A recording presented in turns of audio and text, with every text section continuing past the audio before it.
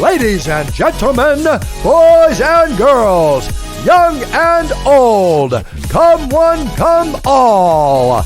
Tonight, we are going to witness the most anticipated podcast in the history of podcasting.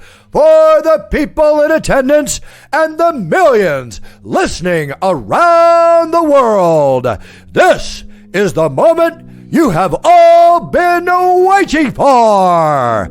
It's the Off Track FMX podcast. We are live. Introducing first, broadcasting out of the red corner, hailing from Seattle, Washington, standing 6 feet 3 inches tall, with what's described as a PBR dad bod. It's Jeff Shanae, also known as SMP Jeff, also known as Sister, also known as The Sister, also known as Sister. Next up, coming out of the blue corner, he hails from Renton, Washington, standing 5 feet 10 inches tall and weighing in at 200 pounds. He's the number 153 on the track and number 1 in your hearts. It's none other than Greg Crater, known around the world as See Ya Later Crater, and sometimes known as the Gregosaurus. If you want to get a hold of us, go to our website at www.offtrackfmxpodcast.com or send us an email at offtrackfmxpodcast@gmail.com. Find us on all the usual social media spots at Off Track FMX Podcast.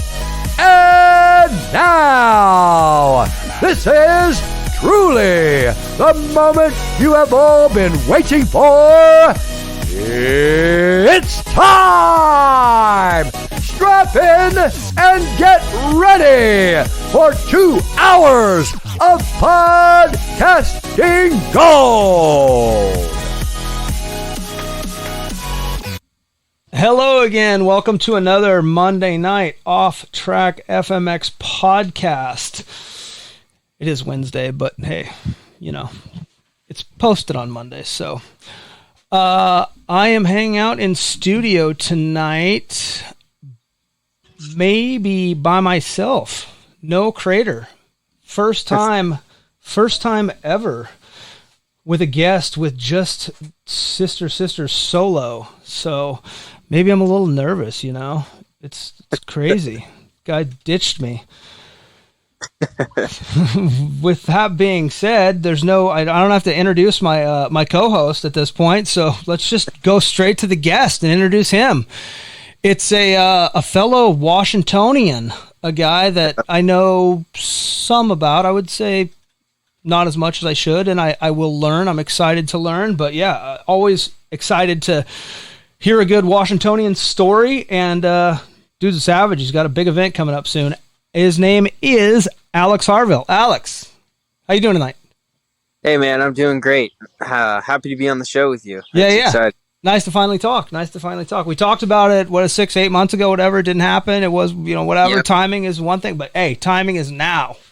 Yeah, definitely. I need to get the word out about my event coming up. I'm excited. Yeah, no, I'm excited too. It's going to be a fun event. I've never been to an air show, so it'll be fun to watch some airplanes fly and then fly my dirt bike as well. Yes. We need to. We will get into that maybe a little later. We'll tease them right now with the upcoming debauchery that's going to happen soon. But let's start with the early years. What I'd see, one early fact I learned is, do you know Travis Gage? You know that name? Sounds familiar. Old pro, whatever, back in the day. Yeah. I grew up with him, lived together for a long time. I lived in Corona, California for a good year and a half, something with him. He has a house there. So Yeah, we grew up in Washington, but he moved down there. I moved down, and I saw that's where you were born, and then you moved to. So born in Corona, California. What year? Yeah, 92. So 92. that makes me 28. Still a young pup. I like it. Yeah. Yes, definitely. Full of piss and vinegar. But they moved up here, and I was 3 months old, so I have no recollection of California ever. You rep and claim Washington, and yes, as exactly. you should. Yeah. I've been in Washington my whole life, but I spent some winters in California, so that was nice. You know, I miss the winters in California, that's for sure. Washington winters can be not the best for dirt bike riding at times. No, definitely not. And I don't really snowboard that much. I need to try and get out, but I just spend all my time and money on dirt bikes. That's what it's tough to enjoy the snow. Yeah, I mean, it seems like what you're doing has been working. So, touche. Yes. You got a good thing. Yeah, so my family's lived here forever, actually. Like, my family was one of the first settlers in Ephrata, and we have a bunch of stuff in the museum and stuff. Oh, cool. Like Grandpa's homestead, and then there's, like, a part of town that's actually called Harvill's First Edition, because that part of town was owned by my family at one point, and they had a monopoly on the ice business. They chopped up the ice and delivered it to everyone. Oh, nice. Nice. Yeah. Take water and freeze it. Yeah, exactly. That's all you got to do. Before the refrigerator, but yeah, so it's cool to have so much history here, and I enjoy the Eastern Washington life. It's a little dry, but I'd much rather that than the wetness. I like the dry air.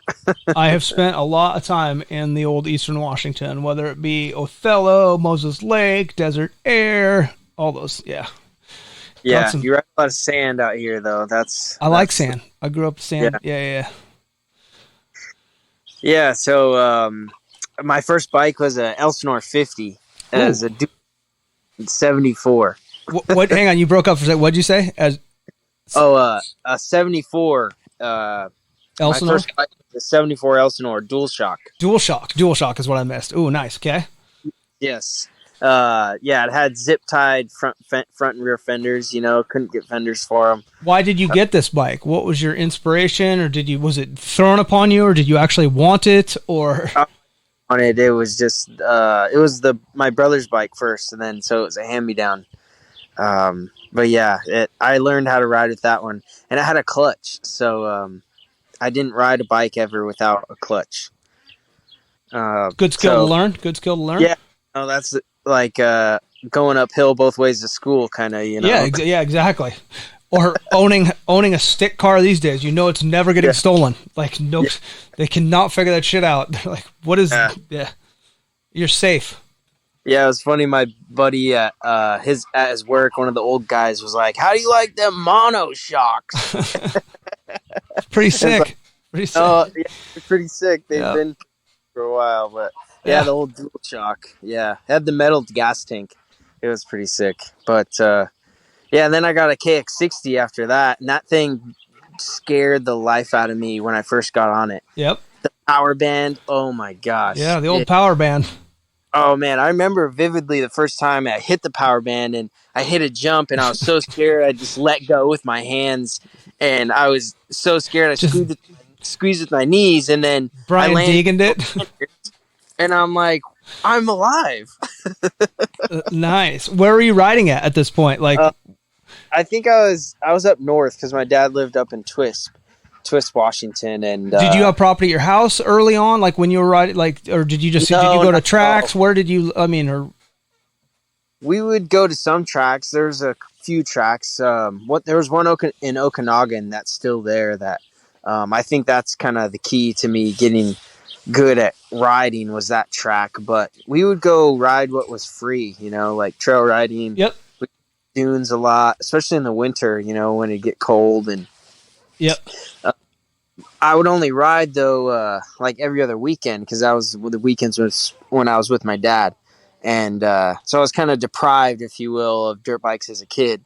So then it really motivated me or wanted me to get everything I could dirt bikes just all the time, and I would pretend my bicycle was a dirt bike, just riding around the streets, and so So I think that kind of led to me wanting dirt bikes so much, was just not being able to do it. You rode bicycles a lot as a kid?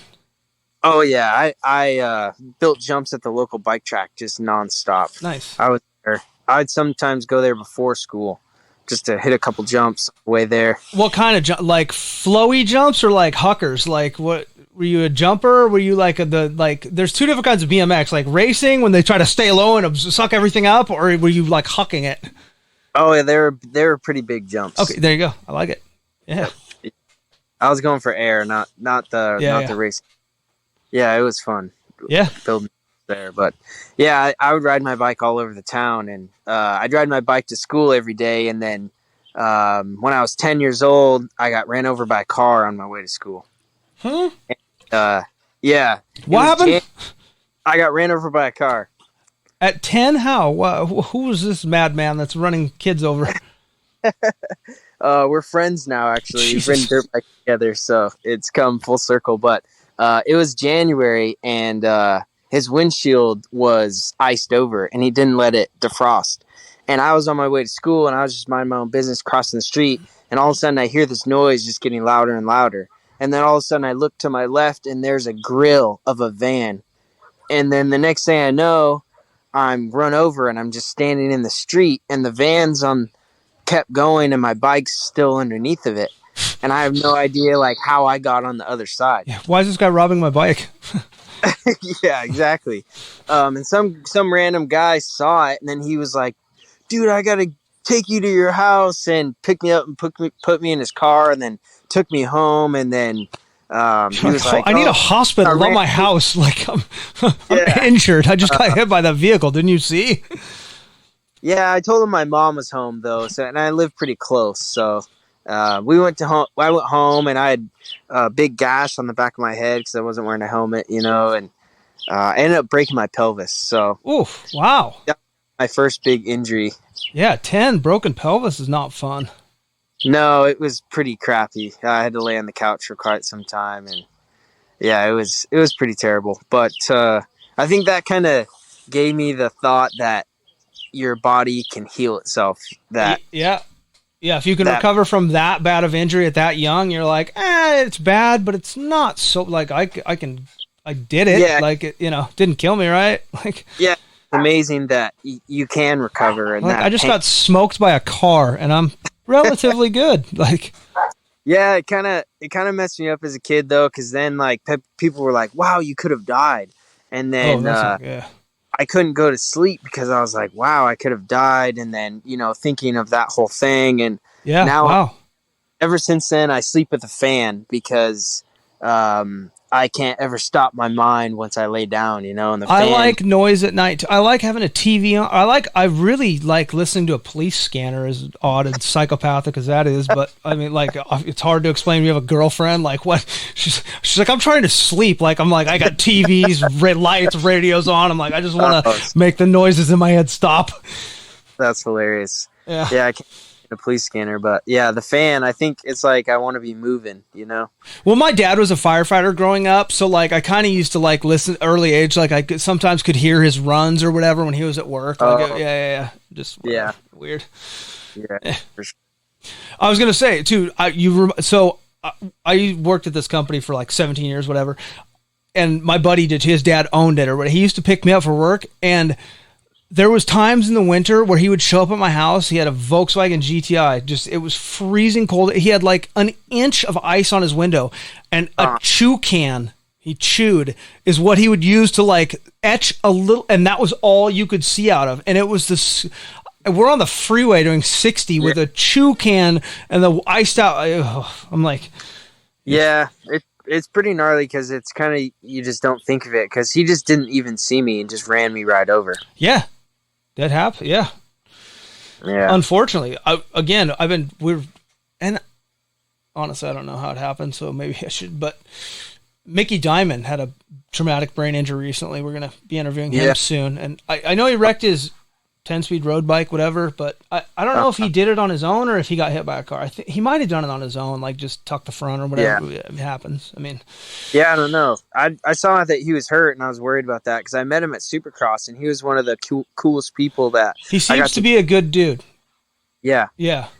He was awesome to talk to, and I actually raced against him once in a vintage race at Washougal. Wow. He was like on an 80s, the first 4-stroke thing, and I was on like a 74 Husky 250, and he was in the lead, and then I was like in fifth, and I had to work my way up to him, and I have a picture of him with the Rockstar girls from there, and that's so it was cool. awesome.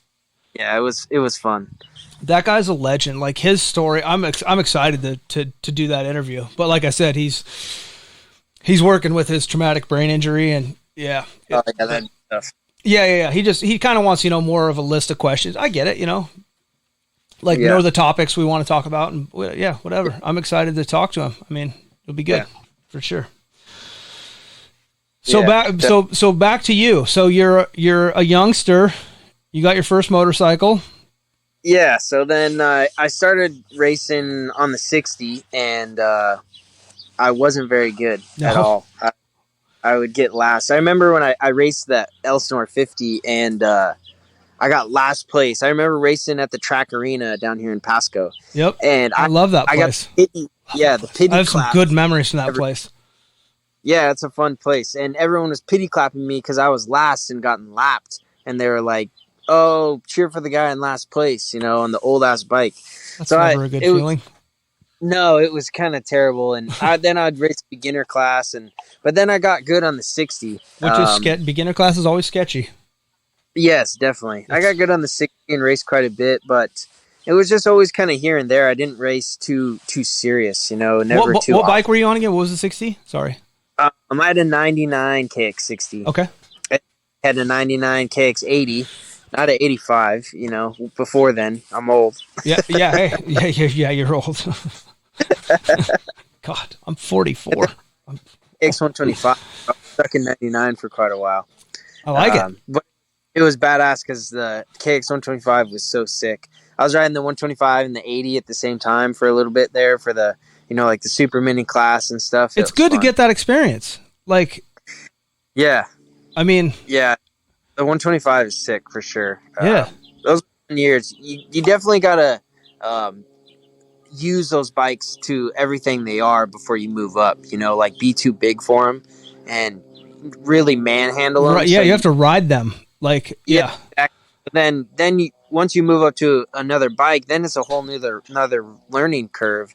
And that's why you crash a lot, is trying to ride over your head and stuff. I literally look at people, I'm like, I'll go 98% of people that own 450s should not own them. Like, there's no, like, it's silly. Like, what are you doing with that bike? Like, yeah. I mean, yeah, my friend Cody Eilers just got a gas from Motorsport Hillsboro, and he went from a 250 to a 450, and he, on the starts at Horn this year, he like wheelied off of every single one. He's like, dude, it has so much power. I'm like, yeah, it's a freaking 450. It's a monster. yeah.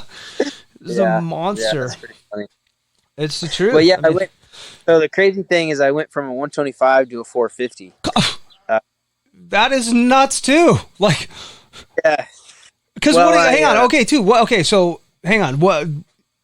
When did you make this switch? And let's talk about the early stuff. So you're riding, or where were you racing at this point? Where were the local tracks or the? I would race at Horn quite a bit, my 60, and then we stopped racing for quite a while because my dad ended up getting into a little bit of trouble.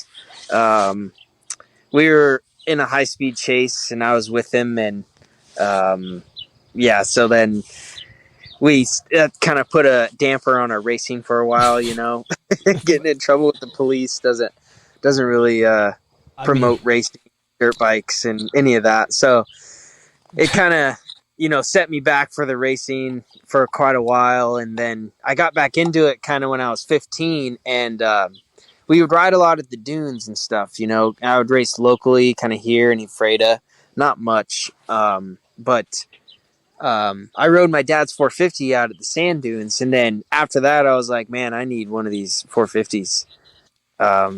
I don't want to ride that 125, I feel like I like your dad. Can I learn more about this high-speed chase with the police? I mean, I'm all in. Like, I just watched one the other day in LA on KCAL 9 News. Shout out KCAL 9 News. It was 10 o'clock at night. I think it was I think it was Myrtle, like Villapoto's agent or something. I think he was like live feed Instagram, and I caught it. And then I went to their website. This guy's doing a high speed police chase in LA. And they're like, I think he's heading to the airport. And I'm like, why would he be heading to the airport? I'm like, that, whatever. But I guess that's what they're saying. So I'm just watching it. Dude's cruising down the freeway, like 120, almost clipping cars. And then like, I don't know. I mean, I think he was going towards the airport, but I mean, and this went on for a while. I mean, it was a good chase, and they were doing it with 2 helicopters, but the police were backing off, like the visuals. Dude goes under some like crazy, like underpass shit, and like slowed down and stopped. Got away. No way. Dude, they're like, we lost him.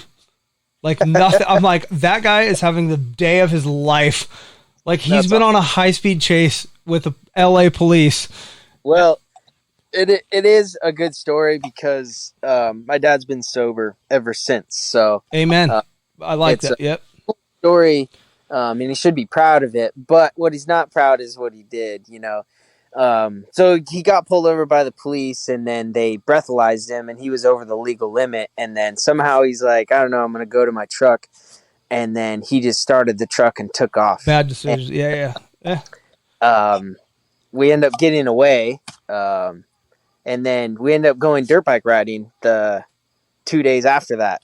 And then when he dropped me off at my mom's house, you know, he got arrested and everything. So, but he, you know, he's been sober. That was 18 years ago. So yeah, if that's what it takes, like, hey, that's not, I mean, yeah, it's that point to getting, the help you need or whatever. I mean, yeah, for sure. To realize that, yeah, you know, it's something I need to, maybe my life's a little out of control when I'm running from the police with my son in the car. Like, yeah. I mean, I appreciate him. I love his, I get it. Like, I'm that guy too, but you do have to settle down at some point. And yeah, so that kind of put a damper on dirt bikes for quite a while. Yep. So that sucked. But then we, you know, got back. Was he able to avoid big trouble? Like, or did he, I mean.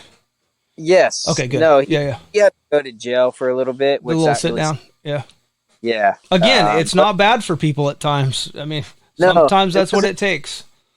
I think he'd been in jail for that amount of time before. Yeah.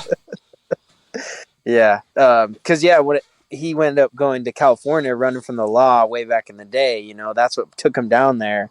And that's why I was born down there in the beginning. So, yeah, if it wasn't for that, he wouldn't have been down there. And then I wouldn't be here. So thankful to his nuts, right? Yep.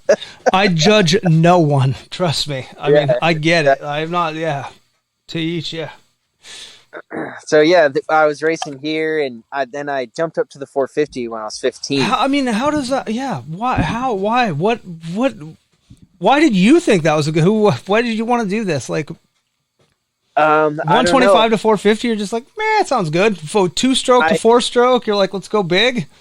Yes, exactly. I mean, I guess with you, I don't know your whole story. We'll learn, but I mean, I guess, you know, I shouldn't be shocked too much, maybe. Well, it's because I wanted to send it big at the dunes, and I love jumping big. Oh, and I love dunes. Yeah, they're fucking awesome. Yeah. And I had a paddle tire on my 60, and we would go there, and I would just hit dunes 5th gear pin on that poor 60. bike. Oh, it was awesome. It sounded like a truck was behind me. How often were you rebuilding that thing? I blew it up a couple times. Yeah, imagine. Weird. Yeah. It was cool. Well, my dad worked at Schwab, so he had a tire sent off, and they molded me a scoop for my 60. It was pretty sick. Like a good ratio of because paddle tire, it does matter like what kind, how many scoops there are, and yada yada. Yeah, for sure. So that's where it started my big jumping. That I was. What dunes were you riding? Mostly Moses Lake, because I've always lived in Freda. Yep. But they're small in comparison, but they're good jumps that you can just send it really far. And so that's what made me love a 450 was like, I can just do whatever I want out here and connect shit. I can connect shit. I would jump like 200 feet out there on the 450, and I was doing that 15. So I was like, yeah, this power is awesome. But it ended up biting me, like you would think. I was trail riding up by Ellensburg, and messed up on a switchback, and then I end up going straight down this hill, and I caught a stump with in between my foot peg and my foot, in between the two, and I flew. Brake side or shift side? The brake side. Okay, yeah. I ended up breaking all of my toes. Ooh. And I severed a toe. Ooh. And my ring toe was right at the knuckle, was sticking out of my skin. And so I pulled my boot down. I didn't know it, and I pulled my sock down. And I don't ever wear white socks after this because the blood I saw right there.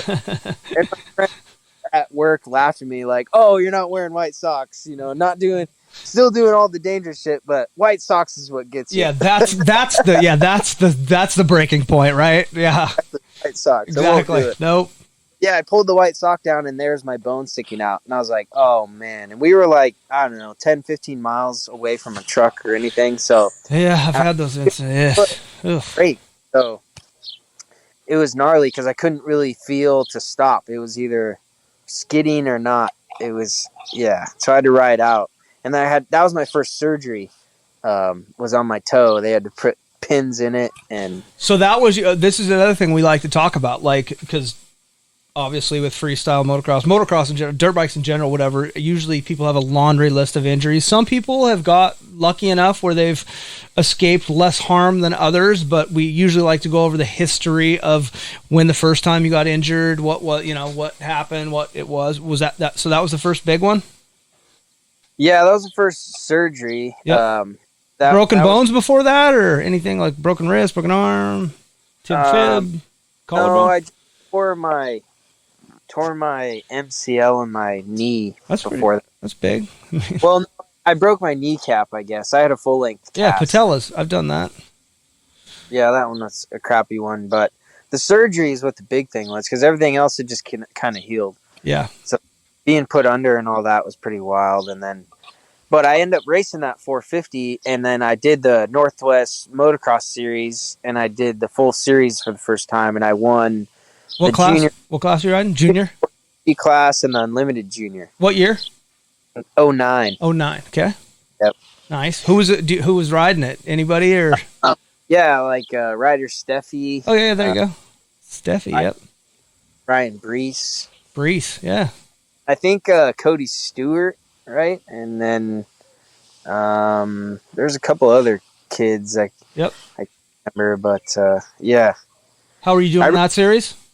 Yeah, I'm doing that series this year, which is awesome. I haven't done it in 5 years, so it's really badass to get back there and do it. It's a whole lot of fun to be there with the family. For sure. Yeah. Yeah, so that was my first time ever doing a full series and racing pretty seriously, and I won the championship, so it was pretty sick. Oh, nice. I keep doing it, And then I was going to go to Loretta's that year, and I qualified and the regional was at Washougal, and then in one of the motos I started in neutral off the start. I'm going to tell you, pro tip, it's not a good idea. Just letting you know. Yeah, time before I start I check to make sure it's in gear. You should have talked to me before that. It would have been way beneficial. And I missed qualifying to Loretta's by one position. Stop. Really? Yeah. And my family was all ready to go. How close were you to that guy? Were you hunting him? Did you see him? Were you hunting him down? Or did you even know where you were at? I didn't know to the end because, I think the first moto I did that, and then the rest of the motos were good. So then I missed. I was fifth, and that was the first alternate or something. Yeah. They take 4, and you were yeah. But then I'm the dreaded fifth. I went intermediate and then started racing against Trevor Ivy and Trevor Morton. And Brad Noddit, I think, or they were pro. Noddit was pro by then, but Trevor Mort, he was always a good run from Spokane, and those guys just always kicked my butt. I was always behind them, but sometimes that's what it takes, Yeah, I mean, can't win them all, right? Idiot. And then I was trying to make it through Loretta's in that one, and I went. You know how many times Crater lost to Abrigo? That's a good dig. He's gonna love that one. Yeah, I watched a lot of them from sure. I did. did. Cross, and I watched Crater ride a lot, and I watched him win quite a bit. If Abrigo wasn't beating him, Yeah, he's not bad. He's not bad. he was really good at arena cross. That's for sure. I remember watching him just being in awe, like, wow, that's how you do it. Yeah, he does. He's a good barn racer. That's for sure. Yeah. Good supercross rider too, but yeah, Barnes, he can make. So I've traveled a lot of places, Montana, Idaho, all sorts. Yeah, he made a lot of money in the old, fair races, whatever. I mean, there's good money to be made in those places. Yes, and good crowds. Like, I mean, you get a couple thousand people, local town, like 2,000-3,000. I mean, it's a good show. It's fun. Yeah, it's fun. I did that up in Canada. I did the whole arena cross series up there, and that shit. What did you think of it? Yeah. Oh, so fun. 100%. Yeah, it was cool. It's cool because the guys I was racing against then are kind of winning now. Like Jess Pettis, he's winning the 250 class, and he ran me over one time. Nice. Yeah. Well, I was beating him, so. Yep. And he smoked you, or what happened? He took you in the corner? No, watched out, and it was right in front of him, and he just front tire right up my whole back, and. Thanks. It was terrible. I was so bruised, and it was the worst. But yeah. How many rounds was that series, the Canadian Arena Cross, and what year did you do it? Do you remember? I think that was 15. 15. And I don't remember how many rounds it was, but I want to say like 6 or something, because there was like 2 in Chilliwack, there's 1 in Salmon Arm or something like that, and then a couple in Chilliwack, and then the other place where it's like 2 barns in one. Yes, I know that. Yeah, I don't know. Is it Albany or no? Or I know what you're talking about. Yeah, I've never been there, but I've seen video. It looks cool. Yeah, I haven't been to the double barn one either, but I've always wanted to. I had that electric bike for a little bit, so I wanted to that. But, I think I did see that. I meant to. I usually try to do some research and take some notes. I've been a little busy this week, but I do. Maybe 6 or 8 months. I've seen. Yeah, you had the electric bike. What's it called? Alta. Yes, that's a good bike, yo. Right? How'd you get it? What? We may be jumping around. We may not be to this stage, but I want to talk about it right now. I got a hold of it from a friend, who just let me borrow it for a while. Yeah, that's fine. It was sick. I could ride it anywhere, and no one knew what I was doing. I like it. Yeah, I wish. Yeah, I'd like to ride it. It looks so good, put together for. I mean, it's not hokey. It's a engineered well. Like, it's ready.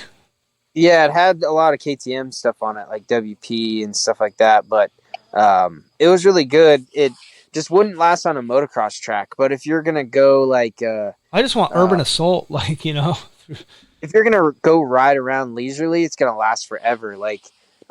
There's a town like 10 miles away, and there's a lake, Soap Lake, and my wife and I rode double on the bike on the canal all the way there to swim, and then rode all the way back. And then I rode it for a couple more days. See, that's awesome. I love that. Yeah, and no one knew doing it, so I love the electric stuff. I think it's a perfect way for the inner city people to have a way to ride, and then that way tracks can't be this terrible fuel-ridden noise thing that people hate.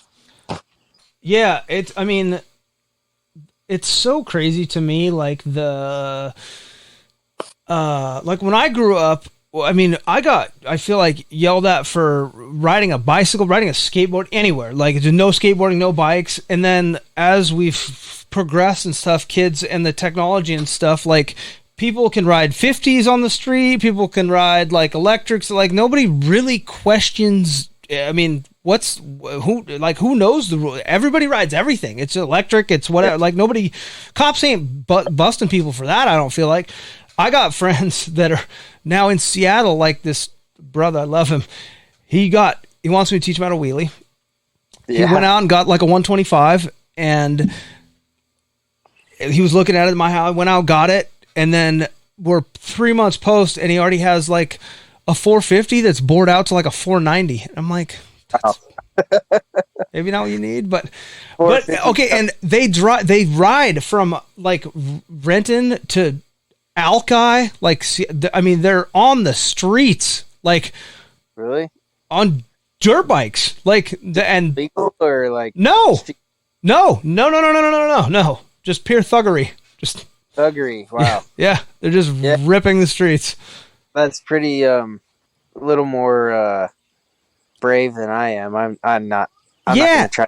I'm like not. that. Yeah. I mean, I don't like trouble either. Try to avoid at this stage of my life. Yeah, I'm pretty conservative considering I do some dangerous stuff. I feel I am too. I mean, I'm probably a little more liberal than some, but I am conservative. You know, yeah. It's been a crazy life. That's for sure. Strokes are hard to wheelie on because you don't have any engine braking. I remember wheeling it over on the back of one and ruining the rear fender because I thought the engine braking would help, and you got to be on that rear brake. I'm like, you need like a fuel injected 250. Like that's what you know. Like maybe a big sprocket, maybe lower tire pressure. Like if you really want some, whatever. If you want to just wheelie, like okay. Yeah. If you want to wheelie at 60, maybe some. I don't know, but yeah, I don't know. Like yeah, for sure. It's just crazy. They literally ride these dirt bikes. I mean, 20 miles. Like, yeah, it's crazy. I'm like, they just go. They're not. That's gnarly. Yeah. I don't think I could do it. Yeah. I mean, hey, I guess it's all dirt bike sales, right? I mean, they're buying them. Like, it's good for the industry, I suppose, but. Yeah, hopefully. Yeah. Crazy. We're off track, which is the name of the show, so it happens. I mean, electric. Yes. Bike. I actually jumped it further than how long did you have it? I had it for quite a while. I love it. So I rode it quite a bit. And there's this sand pit that I ride in Soap Lake, and I built this double into this big jump, and it's like 150 footer, and I jumped like 200 feet on the electric bike because it had so much torque when you landed off the double into it, because it was just all power. You know, you landed and you could power through it. Yeah, and the electric bike got me further just because it had, but it's supposed to be like equal to a 250, but the torque. The torque is Yeah, it was cool. But the crazy thing is, because the chain stops with the engine, you have to throttle it through the air a whole bunch, like yeah. And it was weird. And I did it the first time I did it. I jumped and I was like, wow, I wonder why was I doing that? But then I heard of people jumping and not doing it and just endoing. Yeah. Like vets. They would, just jump like they normally would on their bike and then not react quick enough and then just endo.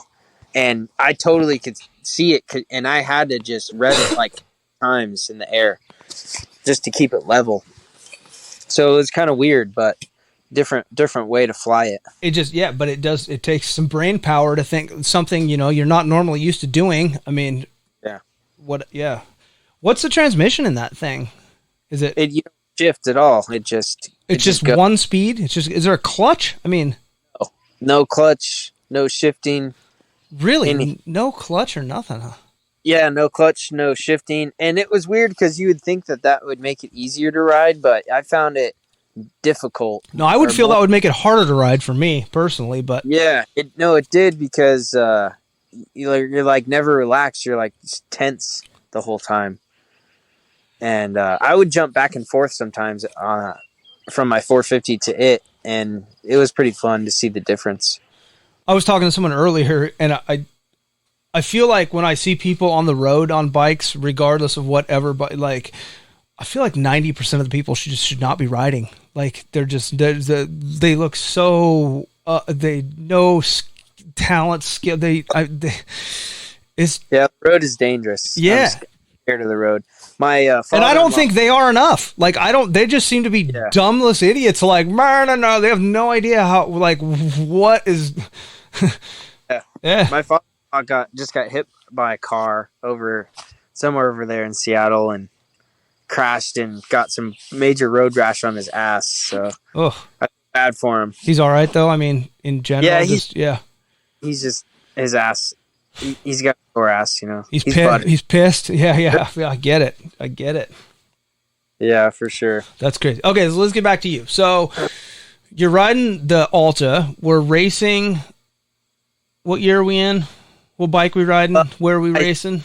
I was intermediate, and I raced down in Honey Lake and stuff. I raced. I went down there to qualify for Loretta's, and Landon Courier was there, and Justin Hill, and Jesse Nelson, and somebody else on a Suzuki, and they were just like half a lap ahead of us, just kicked everyone's ass, and I was like, man, that's what it takes, you know, like demoralizing, but you're like, hey, at least I know. Yeah, a little bit. Yeah, it was cool, and then it was awesome to race against them and then see them do so well. For sure. Yeah, 100%. Later on, it's like, wow, yeah, I was there, you know, at the same time necessarily with them. So that was cool. But hey, those are big names that had successful careers. Yeah. Yeah, and I was always playing sports growing up. So that's another thing. Well, yeah, early on, what were the other things you were into? Well, I played every sport pretty much: football, baseball, basketball, soccer, golf. But then I just started playing, or I stuck with football and golf and wrestling in high school. Actually, it's a good combo. Which football was a lot of fun. So then I didn't really focus on dirt bikes until I was done with high school. Really, I would do it, you know, after all those things, and then in the spring mostly. But one year I did golf, which was fun. At high school? Yeah, that's rad. Golf. I love golf. I love golf. I played 1 year of it. My claim to fame is I beat the whole team once, and one of the kids on my team went pro. Nice. And he played. I think he still plays in Canada. Yeah. Went to college. Andrew Whalen's his name, but yeah, in our district championship, I beat everybody, and we lost though. So then, like, everyone else was pissed, but I was like, dude, I beat all you guys. You're like, look at my score I posted, bro. You're like, I don't know what you guys did. Yeah, that's the thing is, like, I never did very well in the team sports, so it kind of taught me how to lose. You know, like in football in high school, we lost my junior year every single game. Oh, fuck. Yeah, it was tough. And then my senior year, we won one game, and one kid was crying. He was so happy. It was, as he should be. I mean, Jesus. Awesome. It was fun, you know, but it was difficult, which taught me a lot. You know, I think you learn the most through difficult. For sure. Times. Yep. But yeah, so then after I graduated, I decided to turn pro because there was like some dudes in the pro class that I could beat. So I was like, I could beat some of those dudes. Yeah. I could. If they're doing it, why can't I? Like, I mean, go pro. So I went pro. It's a shot at money regardless. Like, let's do it. Pro Top Gun in 2011. And I think I got like 10th or something. It was pretty stacked. Yeah, Top Gun that's a gnarly race. Like, there's a lot of people that show up for that thing. Yep, for sure. I mean, I don't know how many people know, though. Yeah, Pacific Northwest pro scene. But yeah, there's been a handful of guys that come out of here, and there's a handful of guys that show up to that thing all the time, for sure. Yeah, definitely. There was a lot of us back then. Chris Howell and Colin and Ross Johnson. Yeah, Roscoe. I knew Tracy Johnson, Ross's older brother. I know Ross too, but yeah. Yeah, Ross is a cool cat. I remember watching him win and thinking like, damn, that dude's fucking balling. Yeah, pinning it. I remember, when I was living in Corona, he came down. I think he had just won his Canadian Arena Cross Championship, maybe, and he had like a Rockwell watch from his like championship thing, and I'm like, oh, nice. That's so cool. Like, yeah, I was there for a couple of those rounds. That was my first year I did it, I think, and then the next I did that. He won it and then won it again. I think he won it 3 times, right? I think he did, yeah. And then Jurin has won it once or twice, I feel. Yeah, that's cool. So yeah, I was racing against those dudes, and then 2012, I was getting ready for the motocross season, and I was riding out at Toes. Yep. And, there was a dirt jump there, and my friend Cody Eilers, who's Toes' nephew, was working at the track. Quick question. Yes. Do you know a guy named Michael Lankhart? Yeah, I think so. He has a scar on his face. He wrecked a bike, like decapitated his buddy or something. Like, really? Yeah. Michael, but he's friends with Toes. Like, I've known Toes for a long time too. Yeah, Michael. He's from that area. Yeah, probably. Yeah. I mean, no worries. Sorry. Go ahead. But yeah, so then Cody was out there, and Dan Moore had jumped this dirt jump on the landing, and it was at the base of the landing and jumped over the whole landing. Dan it was Moore like Savage? Fourth gear pinned. Yeah. And Cody's like, yeah, Dan Moore was jumping that last week. And I was like, oh, really? And then I jumped it. And then Cody's like, damn, that was cool. Why don't you hit the distance ramp? And I'm like, oh, yeah, I should, huh? How fast should I go? And then he's like, dude, as fast as you can. I'm like, okay. And what are you on? Cowie 450. What year? 2012. Okay. It was brand. Yeah. And so we're just deciding to huck this distance ramp right now. Yep. This is it. This is where we're at in our life. What's the ramp gap set at? I think it was like 200. I like that we're just thinking. Well, maybe. Well, if we just wing it, right? Sitting there, and like he's like, "Dude, just did it." I'm like, "Okay." And the first time I jumped, it was 266 feet, Whew. and I greased the landing just perfect on the backside, and it was like, "Wow, that felt amazing. Let's do that again." And then I did it again, and then I was like, "Wow, I wanna jump this thing. We need to push this back and see how far I can go." You're like, this is what I'm into. Yeah, and at first Toes was pissed at me because Cody said I could jump the ramp, but Cody doesn't own the ramp. Well, semantics, right? I mean, Exactly. Yeah. So then it's I had to get Toes' blessing and have him want to. You're like, it's too late. I already did it, right? Yeah.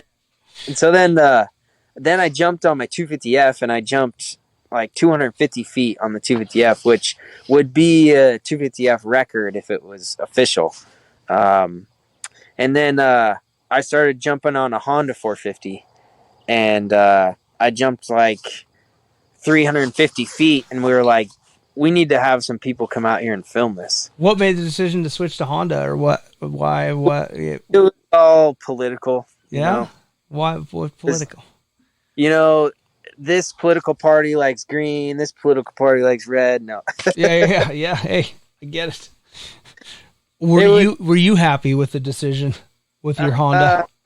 No, I mean, it worked good. We ended up finding great suspension that worked, which was Evo suspension. I was gonna say, who's your suspension guy? Evo. Yeah. Yep. Yeah. It was fat fuck suspension is what we call it, because it was Derek McIntyre's suspension. Because I jumped on his bike initially, and I jumped like 350 feet on it, and then I was going as fast as the bike would go. So then we're like, dang, we got to do some motor work and get it to go a little faster, so we can break 400 feet. And so then we called Jay Schweitzer, and he came up to film, and we got a helicopter out and all of that, and I got the bike. Its top speed was 106, but I couldn't get it to go that fast when it was really hot. And there's a video on YouTube on my page, and it's of me jumping. And I jumped the jump that day like 30 or 40 times, trying to get the bike to go as fast as it could. That's a lot. It just wouldn't fast enough. And I jumped at like 380 or so, like every time. Yeah. And then the next Just morning, sending it 380 for fucking an hour, whatever. yeah, it was like all day long. I was like, man, why won't it just go fast enough? But I was jumping next to the helicopter, which was really sick. But the first time I jumped to the helicopter, it was gnarly because the helicopter blades put off air, and I felt the air. I don't know if it was in the air or on the way to the ramp, but it like just messed with my head. So then I wasn't straight, and I almost jumped off the landing. Oof. And then right before I landed, I hit the rear brake and I stalled the motorcycle. And then as I landed, the motorcycle started, and I almost was off the landing. I was like, wow, that could have been terrible. I need to pay attention. Yeah. Maybe change my underwear and pay attention. Yeah, this helicopter just almost threw me off, but yeah, Schweitzer's the man. Oh yeah, he's an epic filmer, that's for sure. There's no question on that. Yeah, dude's legit. Yeah, it was pretty awesome getting to, because we made eye contact as I was. I looked over at him, and he was just right there, and the helicopter just looked right on me with the camera. You know, I got that so GoPro. Crazy. The GoPro is pretty mental. It just looked right over, and I think I saw the video. I think I saw it the other day of doing. I believe that video. It was There's some good videos if you guys can look up this kid. It's pretty amazing. It was fun, definitely. Pretty amazing. I don't know what, like, I don't know how one thinks, like, that's a long ways. Like, that's a big jump. Well, I think it's kind of like Supercross. Like, when you go walk out on the track and you look at a triple and you're like, man, that triple's big. But then when you get on a motorcycle and you're at speed, it feels like nothing. I mean, I guess. I mean, you just go second gear, and then you're like, "Oh wow, yeah, it's over and done with." That's a triple. Only you have to like haul ass on a hopefully amazing run in, and then But you do like I do like speed trap helps, and you're like, it's 100 miles an hour. Okay, we're good. Like, yeah. Well, yeah, and that's the thing is. You can only see your speed up to a certain point unless you got something in your helmet, which that would be cool at some point, like something to tell you on the inside where you don't even have to take your eyes off. You can't see your speed at what? There's a certain mile an hour where why is just too fast, or why? No, because at the once you're on the ramp, you can't see it. Yeah, but I mean, if it's set back, what do you use for radar? What do you use to go? I mean, you just get a good guess, and I mean, the landing ramps are big enough nowadays where you have some room for air if it's a big event or a good event, Yeah, I got a really big landing now, but yeah, I remember with Capes in the early days, just at dudes' properties that would when he was, even like 150, 100, which was huge in the, back in the early, it was like everybody jumped 75 feet. And when people were starting to push the distance and it was like 150, 180, like, wow. And people's property and stuff. And I just remember him, and some of the landings were sketchy. And and those ramps to pop you up way higher for some reason too. Yeah. They're not designed for distance jumping. Like it's different. Like Yeah, that's the difference. My new ramp is really long. It's almost 90 feet long. Wow. Where did you get it? How tall is it? It's 14 feet tall. I feel like I've seen some crazy, I've mentioned this before, like Seth Ensel or something, like on the way back in like the Nighted Jumps. I feel like their ramps were like 40 feet tall. Something silly. Like, have you ever seen those early, like they're so tall. I'm like, what is going on? Yeah, I met the dudes at Krusty, and they gave me all those videos, and those first times that Linkoggle and stuff was jumping up, there was that long, tall ramp. Yeah. And Matto, that's when Matto first started jumping it, too. Yep. But yeah, those ramps were pretty crazy. And that's a big thing. I had to suffer through Talladega crashing there, but what I got out of it was this wonderful ramp. And What happened? I don't know the story. Well, I went to Talladega and I crashed for Year? a month. Yeah, well, so then after I did the ramp to dirt at Toes the next year, I did the dirt jump to the dirt landing, which that was in the Guinness book. Where was that at? That was at Horn Rapids. Okay. I love Horn Rapids. And it's cool because if you go to Horn Rapids now, the entrance, my landing is right off to the right there, right as you go into the dirt bike track there, and I jumped the road. And if you look off to the left there's the tower that's going to fall over someday, but it's leaning, it's like the Leaning Tower of Horn. And I jumped from pretty much there. It was a 250-foot gap, and I jumped 297 feet for the dirt record. Dirt to dirt. That was the most Evel Knievel-like thing I did because I didn't jump it till the day of, and it was 250 feet. And dirt to dirt. Yep. I mean, and that's legit. There was no starting and close, you know? Yeah. When was that? What year was that? 2013. 13? Yep. And what were you on? Honda? Yeah, I was on a Honda 450. Yep. Nice. Yeah, it was pretty sick. And then after that, I broke my arm trying to do a jump at the hill climb in Yakima, and then I started my racing professional career. I got my pro license, and I raced Supercross. And then was that your first Supercross? As it should be, like, or at least first one to try. I mean, yeah, it was my first one. It was awesome. How'd it go? It was cool, but they overwatered the track for our practice, and it was like so disappointing. I'm like, man, at the highest level, I'm sure your nerves were pinned. Like, I mean, come on, it's your first. Like, yeah, it was cool. It's over a lot. I mean, it was so awesome to be in the stadium, you know, sure. especially the Seahawks, and yeah, it was cool. Yeah. So then the next couple of years, I just went up and down the West Coast, pretty much chasing Supercross. Which I made the night show in Texas, which I was pretty pumped on that. Hell yeah. And Texas Stadium was probably the coolest with that huge Jumbotron right in the middle of it. Yeah. It was insane, yeah. I've been to every stadium on the West Coast, and Texas is definitely the best looking, you know, but it was awesome. You know, Supercross is badass, and I wish I could do it some more. It was fun, but I don't like being in the cities too much, you know. I get it. I'm going to take with what you just said, the fact that you haven't been to the new, I hate to even call it, but I love the Raiders. They are the new Las Vegas Raiders, but I do love the Raiders, so I'm assuming their stadium is just new and amazing. Maybe it's not, but I love the Raiders, so I have to. When they work on it, but yeah, it looks badass. I'm a Raiders fan. I want to be in it, but yeah. I want to jump over it or something. I was gonna say you could jump. Yeah, Metzger did the Caesars. Why? Yeah, just jump over the Raider Stadium. Let's get that lined up. Yeah, that'd be sick. That's so tall. But yeah, hey, we'll get Link Oggle's 40-foot tall ramp. We'll be good. We'll be set. Yeah, we got this. Yes, exactly. So yeah, I raced Supercross, and then I raced the Canadian Nationals, which that was cool. I went all the way to Nova Scotia. And outdoors, the Canadian Outdoor National. Yep. Okay. Yeah, I earned national number 37, which is sick. Yeah.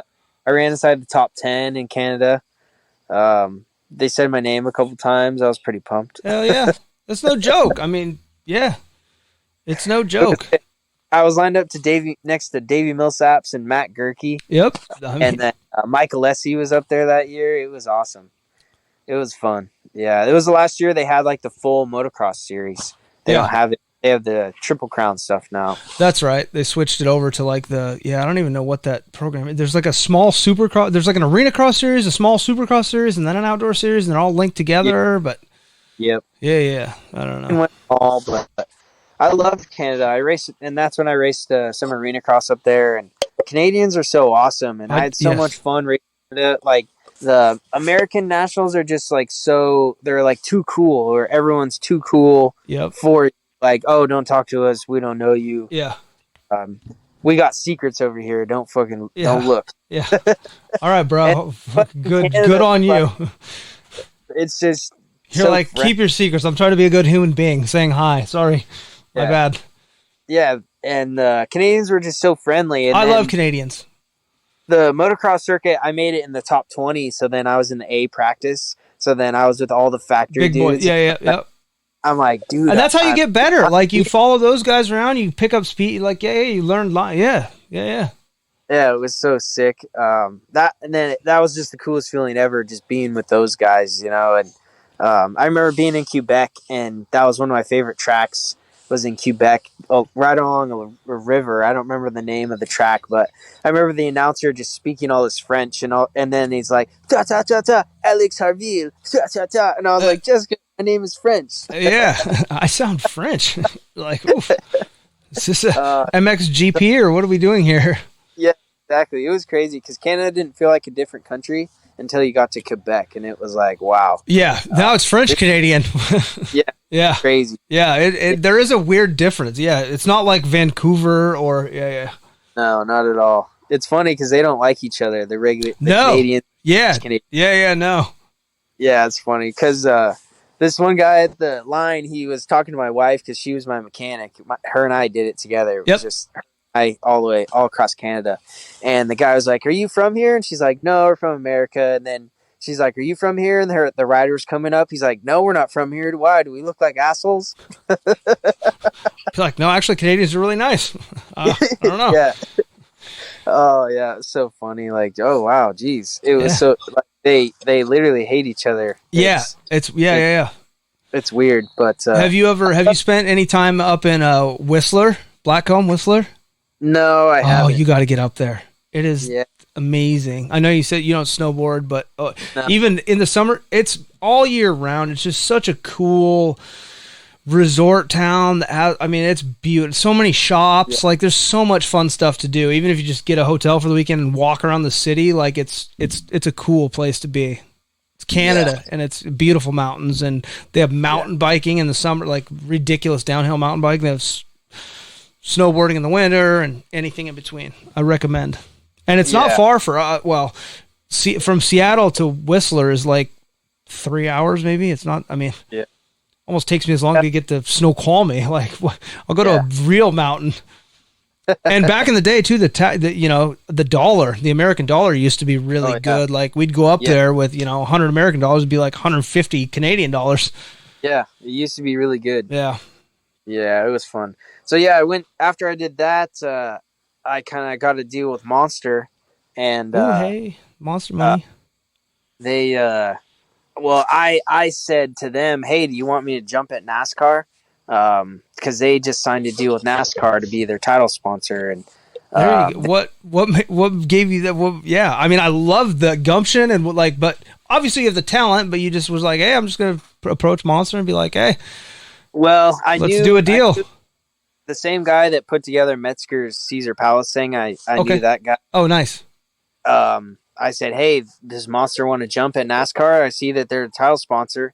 Try to be like Evel Knievel, where he created his Caesar's Palace jumps, where he called the guys like, 'Hey, have you heard of Evel Knievel? He's jumping.'" Yeah. And he created the hysteria. So I wanted to do that somewhat, and it worked. Good for you. And yeah. It was crazy. And it was a dream come true. Like, I went down to Monster, and it was so sick because Josh Hill was working there at the time. So then he showed me around and got me all the Monster clothes, and it was the coolest thing ever. And then I got to Fox and pick out whatever I wanted at Fox, and then I got to meet Twisted Development, built me a motor, and worked with them with Jamie Ellis, and got the motor to go as fast as they could, and it was a dream come true. We got to go to Alabama. Just feeling that support too, and like, oh, people are backing me. People are believing in what I believe in. Like, there's some funding here. Like, we can do this shit. Like, we can have bigger dreams. Yeah, I get it. Yeah, for sure. But you did it. Like, you went. Good for you, man. It was amazing. It all coming together, and then to go to Talladega was the coolest thing ever because fucking Talladega. Yeah. I felt like I had been there before because I'd played it so many times, and it was insane. And I got to ride my bike on the racetrack, and it was so sick. Just going around the corner as fast as I could, you could just feel those bank turns. I haven't been to Talladega. I've been to Daytona. Yeah, those corners are, forgive me, retardedly steep. Bad word, I know, but they're steep. Yeah. Yeah, so I go down there for practice, and we get the ramp set up and get the landing all set up. And the landing, it looks pretty intimidating because... So you're on a mobile landing at this point? Is this Monster thing that, like, this is a huge Monster landing, that big mobile thing? Okay. Yes. Okay. Big old airbag on the front of it. Yeah. It's pretty intimidating. Yeah, it looks... I haven't seen... Yeah, it looks gnarly. Like, it looks huge. How much did that cost to build that thing? I don't know. Had to be a lot. it was a couple pennies, I'm sure. Yeah. Um, It's not coming out of your budget.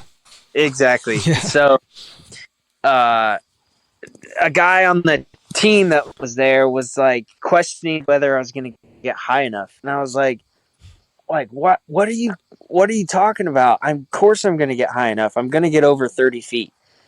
And so then that kind of just put it in my head that I need to go a little faster and make sure I clear this thing.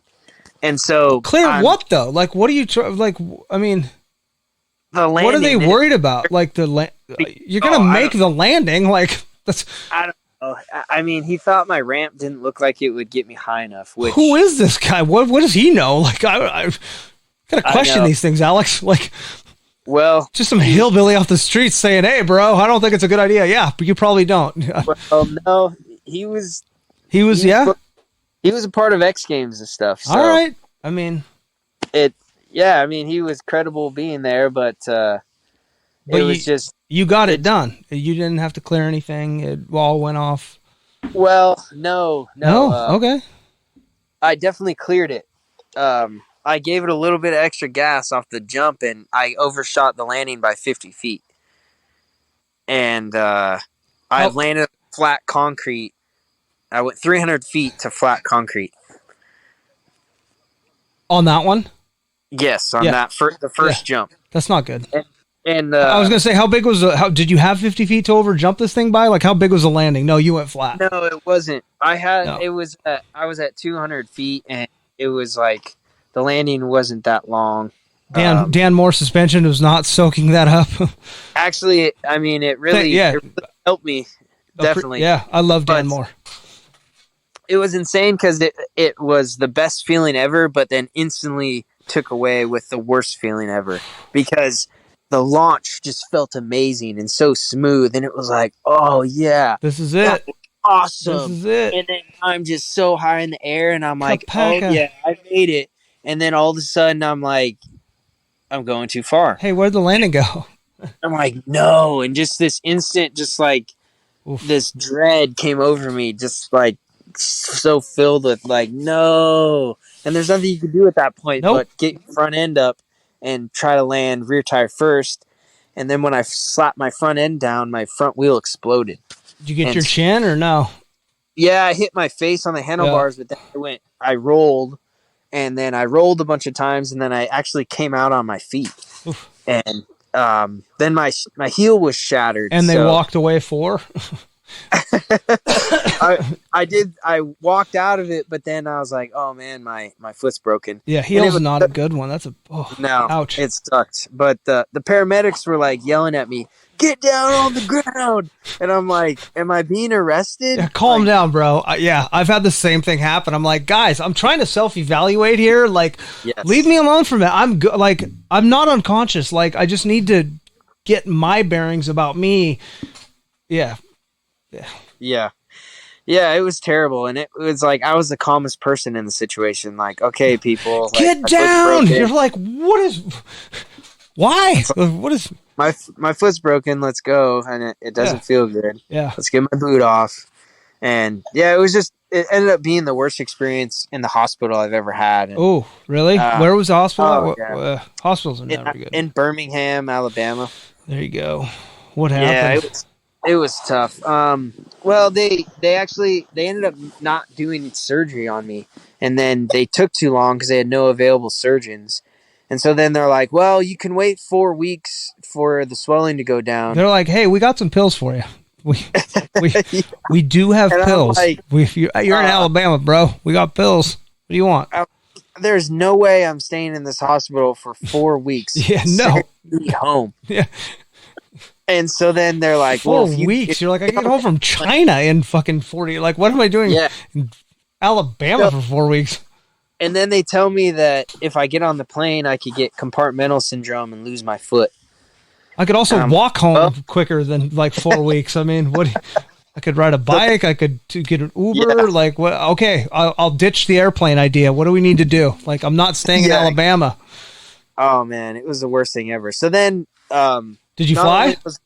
Yes, I ended up flying, which my wife had to stab me in the stomach with some blood thinner. So it was kind of traumatic, but Yeah, you got a good wife. So yeah, it was great because Monster, the good guys they hooked me up the first class ticket home. There you go. And that's what I got out of the whole deal. Well, no, I got the Twisted Development motor. Yeah, that's right. I got that out. And of the it helmet, too. right? Yeah, oh yeah, the custom painted helmet. But was it wrecked? Did we weed it? Totally. Fuck. Oh man, you couldn't even. It was just totally. I still have it, obviously, but it was pretty gnarly. Yeah, it was just terrible. But I remember in the emergency room, there was a dude that crashed his motorcycle, and he came in right next to me, and he was laying down, and he had road rash from the back of his neck to his butt, and it was one big scab. And I saw him, and then I looked back, and I'm like, I'm not that bad. Yeah, life's not that bad. You're like, that bro is skidded down the highway at a high speed, not wearing the proper equipment, might I add. My crash was good. You know, for considering, all that could be. Yeah. So then it took me a long time to recover from that, not making any money off of it and then ruining my foot. They told me I was never going to be able to run again. Oh. And I definitely can run, doctors, for anybody listening, I hate doctors. I love them and hate it. It's a necessary evil, but they're just, everybody's practicing medicine. We're just guessing anything. Ugh. Yeah.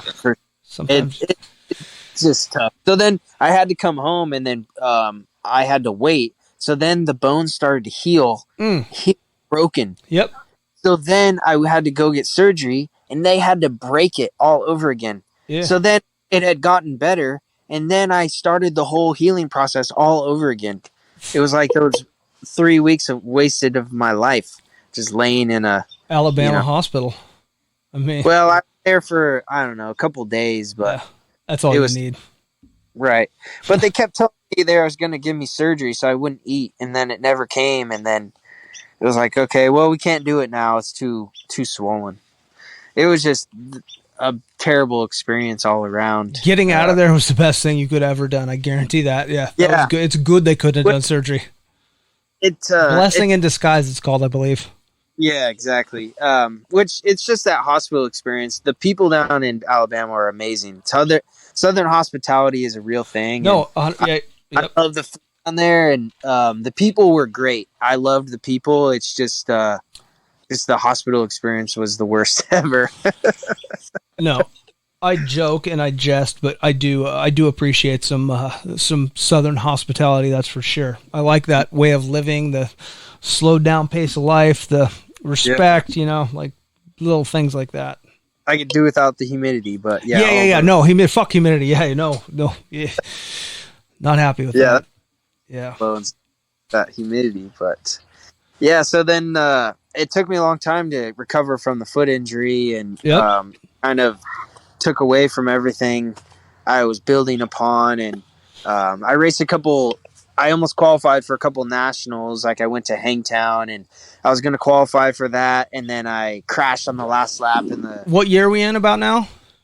16. Okay. 17 was when I shattered my heel. So then at the beginning of 17 in April, so which I raced Supercross that year before in the 450 class before I went to Talladega to crash. So then I just had to go to work. I had no money, and I had a messed up foot, and and I had a newborn son. He was 6 weeks old when I crashed at Talladega. 5 months old when I crashed Talladega. Sorry. Yeah. So it was tough, for sure, to recover from that. And then it just made me reconsider just everything and dirt bikes in general. Just, I felt so. Yeah, you got a kid and a wife or girlfriend that's serious at that point. Like, you got to like, what am I doing? Is this like, do I need to just be? Yeah, so used by dirt bikes and just left to nothing pretty much, and I couldn't even walk. So then, but then, I love dirt bikes because every once in a while you get hurt, and then you take it down to the most basic level where I'm happy to be here. I'm happy to be alive. I'm happy to be healthy. I can walk again, and I can do these things that I couldn't do. Memories fade. You're like, yeah. Yep. I love that feeling and I remember the feeling of just riding a bicycle or something after I got from my foot, and it felt so amazing just to feel the air on your face, just getting out, to get out and do something, anything. Some wind in your face. Yeah, for sure. Exactly. So yeah, it's taken me a while to come back from that, and just in every aspect, financially, physically. Yep. Mentally. Yeah. The whole, So then, and finally this year. So with a family to think about, you got a lot on your plate. So, I mean, you have to make, decisions that are good for everybody and you have to think about shit. I get it. Yeah. So that kind of took away from dirt bikes for a little while, or set back dirt bikes, no riding for a bit. But this year I've really come back. I would ride dunes and stuff, and I started racing off-road, and I broke my collarbone and had surgery on it, and then broke my other collarbone and had surgery on it. Of course. It's just normal dirt biker. Yeah. Well, collarbones. Yeah. Collarbones seem to be a problem. Yeah, for sure. I got metal in them now, though, so they're great. They're solid now. Yeah. Yeah. I have a question real quick, since we're talking about collarbones, and usually helmets snap collarbone. What's your gear? What's your setup? What do you ride for helmet? What do you ride for gear? Who's helping you out? Is anybody? When was your first gear? When was your first sponsorship? Like, what's your favorite gear? I like gear questions. Well, O'Neill was my first sponsorship. There you go. Like 40% off thing, and I was so pumped. Hell I was yeah. like, I'm sponsored. Yep. And then No Fear was after that, and No Fear. Wow. Gear. It was awesome. Do you still have any of your old gear, like that stuff? Did you save any of it? Yeah. Good. Abrigo had it. I just talked to him the other day about it. That No Fear stuff was cool. And you still have it, you said? I think you broke up for a second. Yeah, no, I still have the No Fear stuff. Oh, cool. Yeah. And then I had Fox there for quite a while, but now I'm 509. Yep. Yeah, they get me helmet, gloves, goggles, gear. They came out with gear last year. And now they have new gear they just came out with this year. Cool. Which is really awesome. Their jerseys are really good, and there's a couple colorways like yellow, blue, and black and red, and green, or fluorescent yellow, I guess. Yep. But yeah, they're pretty sick. I really like their helmets, and their goggles really work good. Their tear-offs are really good too for racing, which are really important. Yes. For staying clear vision, trying to pass somebody. Exactly. Yeah. If you're not getting the whole shot, yes, it's good for tear-offs. Yeah, exactly. Yeah. So yeah, it's been good this year. I've been in a really good place with work and family, and then just staying exercising as much as I can, and then trying to ride as much as I can. And 509 was the title sponsor for the Northwest Motocross Series, okay, the PRO. Yep. And so I was like, man, if they're the title sponsor and they're going to pay some contingency, yeah, I could go and probably win my money back, break even. And with the family now, it'd be really fun to go out and be there. Get away for the weekend, go dirt bike riding, camp, yada, yada. Yeah, exactly. Make your money back, whatever, have a good weekend. Yeah, exactly. So I go to the first round and I do really well. And then I actually made money. Perfect. Even with getting a hotel and getting food and yep, being the whole weekend, it's like, wow, I can do all that and then still make some money. Like, wow, this is awesome. The best thing ever. The hotel has a pool, and we're swimming in the pool with the family. And dude, you want me to make you a schedule? I will get you. I'm money races. I know. Great. Yeah. I learned. Yeah, you got Lewiston, Kalispell. You want these places. Yeah. Good money races. Yeah, I don't want to travel too much, but yeah, I get it. It's fun to go to the local stuff, and those aren't that far away, though. I mean, realistically, right. Yeah, I don't know. I'm a picker and a chooser now. I get it, as you should be. I mean, at any time I feel like riding it's literally it can be life changing. You know, it happens. Like Yeah. it's no joke. I mean, it's a gnarly sport. Like so yeah, you do need to, especially the older you get, you know, and the wife and kids and everything, you have to make some wise decisions, but you're still young. I'm glad you're still sending it. Hell yeah. Yeah. Well, it's been sick this year. I've done better than I ever thought. And then the next rounds, I actually got a win in the 25 plus cross. Nice. And it was cool because Dylan Summerlin was winning all the motos pretty much, except for like one or two. Yep. And in both classes, even. And then I ended up beating him. Alex shows up and puts the wood to him. Yeah. I like it. In Cordell, I got the whole shot and led the whole moto. It was like, wow. I've never won a pro outdoor moto. Yeah. I've won a rallycross, but I've never won a pro outdoor moto. So then to beat the best dudes, it was like, legit wow. guys. Yeah. Where was it at? What track? At Horn Rapids. Nice. Do you love Horn Rapids? Yeah, I've grown up racing Horn Rapids quite a bit. And then I'm pretty good. I'm pretty good in the sand, I've realized. Yeah. Hey, touche. I love a sand too. Love a good sand. Yeah. I think my ruts are kind of my weakness. I don't get to ride very much wet ruts. You know? Me too. Yeah, ruts are fucking scary. Yeah. I don't like cross rutting. I don't like lining shit up. No, I'm not good at that. Yeah, I don't have much people to ride with either, so it's kind of hard to get into ruts and riding with other people. And I need a track to ride is what I need. This year showed me I need new bikes and I need a better place to practice. And are you gonna do it? That's the question. Hang on. Okay, so I've another. What do you do for normal? What do you do for work? You have a normal job? Yeah. I mean, yeah. I work at a farm. Okay, nice. I'm a farmer. I love it. Do you know Heath Frisbee? Yes. Farmer. I love that guy. Yeah, he's in Yakima, right? He lives in Idaho, but he has he's in Yakima a lot too. I think it's not his property in Yakima though. It's the other guy, maybe Cody or no, I can't remember the guy's name in Yakima. He's old it. But they go practice there a lot. Yeah, but yeah, Heath lives in Idaho. He has some potato farming and some onion, and I think he even grows some CBD, and he's in all sorts of stuff. Yeah, mine's recreational cannabis. I love you even more now. Yes, that's what I'm all about. It's fun. It's a lot of hard work though, you know. So, heck yeah. There you go. Yeah, brand is Cascadia Cartel, and we're in Auburn right now. Auburn, that's close to me. Yeah, I can get it there. You'll have to show. Yeah, I'll have to figure it out. I'll get some. Tell you what I think. I remember the name,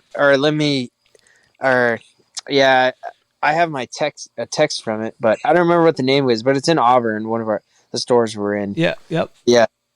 Nice. If you get something, I had a hand in growing it, whether it be cloning, transplanting, watering, spraying, everything. It's a lot of work. Like there's a lot that goes into it. It's the science these days. Like, yeah. So that's what you do. That's your job. That's your, yeah. Good. I love that. That's hella cool. I didn't know that. Yeah. Well, I got hurt at Talladega and then I got home and my friend, was growing, at a farm and, it was just him. And so then I was like, dude, well, I can barely walk, but I'll come out and work. And I had to set a bucket by a plant and just pull leaves. And that was pretty much what I was good for in the beginning because I couldn't even walk. But it's come a long way since then. And we're going to be building our own compound here pretty soon. Good for you. Because we rent from a place in Othello, like a big compound with a bunch of licenses there. And we got our own property now, so we're going to expand and have our own stuff, which we've got our own greenhouses, which that's a lot of work because then, we're about 2 weeks away from our first harvest.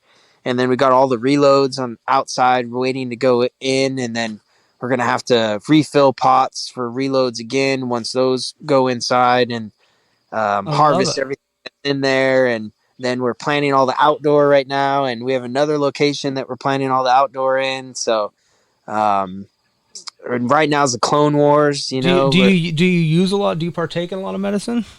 I like to, yes. Yeah. Okay. Yeah. Good. Yeah. That's all you need to say. Oh, what was my other question I just had? Did you ever get? I unfortunately myself, I fell into the pain pill addiction for a few. You never got into that, thank God. Hopefully, or no, luckily I didn't. Yeah. But marijuana is a good natural. I mean, it's yeah. Everyone likes to think of it as just getting high, but it's not. There's some medicinal benefits to it, and I'd love to take something natural rather than something built in a lab. And, amen. And something even more that you can grow yourself, and then everything that goes into it. Yeah, I find weed like a fine wine. Like for sure. All these tastes, and yeah. I think it's kind of like tobacco. Like if you don't chew tobacco and you throw a dip in, you might throw up. Yeah, and 100% probably will. Yes. If you don't consume weed and you do it, you get crazy. But then, if you've got a tolerance, it's almost like okay. So a week I've been working with Crater a bunch lately, like doing this house flip thing, yada yada. So my tolerance pretty, whatever. And I smoked a couple that day. Usually, I mean, I'm good. Like I'm pretty straight. And so we stopped by the store, and I bought like a drink, 100 milligrams. I got in the back of the truck. I drank the whole thing. We went out to dinner, and he's like, "Oh boy," he's like, I seen it in your eyes. He's like, "You just turned." I'm like, but then again, they put shit in my head. They're just like, I'm thinking to myself, I'm like, I'm being cool. Like I'm not doing anything dumb. I'm like, what's the big deal? Like, yeah, I'm high, but like, why? Stop making a big deal about it. Like I'm good. Yeah, it's just funny because you can tell that, like, you're not your pent up self. You're just relaxed. Yeah, 100%. Yeah, that's the other thing. The pain pill thing is, I got turned on to Kratom. A friend of mine owns a company in Vegas, and it's called Urban Ice Botanicals. Yeah, and I started taking that because he told me about it, and then I was a little skeptical at first, because I had pain pills, and then there's Mark and Chris Bell, and they were on the Joe Rogan show. Okay, they were talking all about it, and they're body lifters, and one of them had her hip replacement, and he was addicted to painkillers, and he was a director of Bigger, Stronger, Faster, and a couple other movies on Netflix about documentaries and stuff, and he took Kratom, and so I was like, wow, okay. These guys body lift and take it, so I'm going to try it. And it's amazing what it can do, and how much little that you can take. And it's supposed to be, it's natural from a plant, and it's supposed to be not as hard driving into your receptors as a pain pill would be. So then it's not as addicting necessarily, or hard to get off of, or it can help you get off of other drugs apparently. But I've taken Kratom, but I feel like I was in such a bad place when I took, like, like I said, I was addicted to pain pills for a long time. So a lot of that time, whatever you go through withdrawals, if you can't find whatever yet, and I was just searching for anything, and I found, like, on Google or whatever, like Kratom was possibly a help, and then found a smoke shop that had it. Yeah, but I was just searching for something that probably wasn't there. Like I think I was probably asking too much of it. Like I needed like hair. Like I was at the point where it was a lot. I was doing a lot. Yeah. So and it didn't do anything for me, and I was like, so I didn't have the greatest experience with it. But again, I was probably not in the right best place. Even I don't like. The answer to the opioid addiction is like they put everybody on Suboxone these days and stuff. I was addicted to that too. It's just it's like one thing to another. Like it's not the answer. Like you're just addicted to that, and then is my question. What's that? What's the end game? Because rehab, and apparently there's like a 1 or 2% chance of people that make it, like that don't. It's a daily struggle. I'm not saying that, but thank God, the last 2 or 3 years I've been straight, like good. Yeah.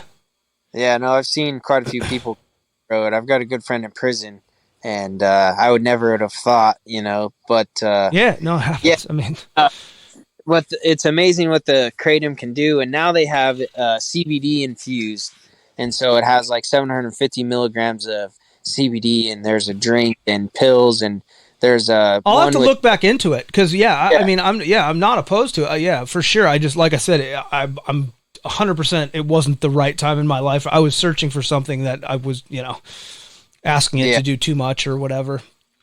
For sure, it definitely works to fight pain though. And CBD does, and marijuana. There's so many other options out there these days that people can get legit help from that they don't need that. Like, I hate seeing people. I've literally, I mean, in the last month, I've literally lost. Well, Capes' anniversary was recently, and then literally since then, 3 people in the last month that I know have died. Yeah, it's insane. Dangerous. Drugs are too dangerous these days. I know, yeah. There's been a lot of things around here. Also, it's crazy. I feel for the people that they're trying to search for something, and they're not finding it, and they got to find it for themselves. Like Capes, like Schweitzer was really close with Capes, and really beats himself up about not doing everything he could, but. I tell them there's only so much you can do. You can give them the chance to, help themselves, but you can do so much. And I feel terrible for Capes. That whole situation was terrible. And I was talking to him, and we were planning on going riding. And it was really cool because he had some really nice things to say. He respected you a lot. I know. Like I said, I mean, I had no idea, when I started this podcast, he was the second person we did. And, 37 days after we did his podcast, he passed away. Wow.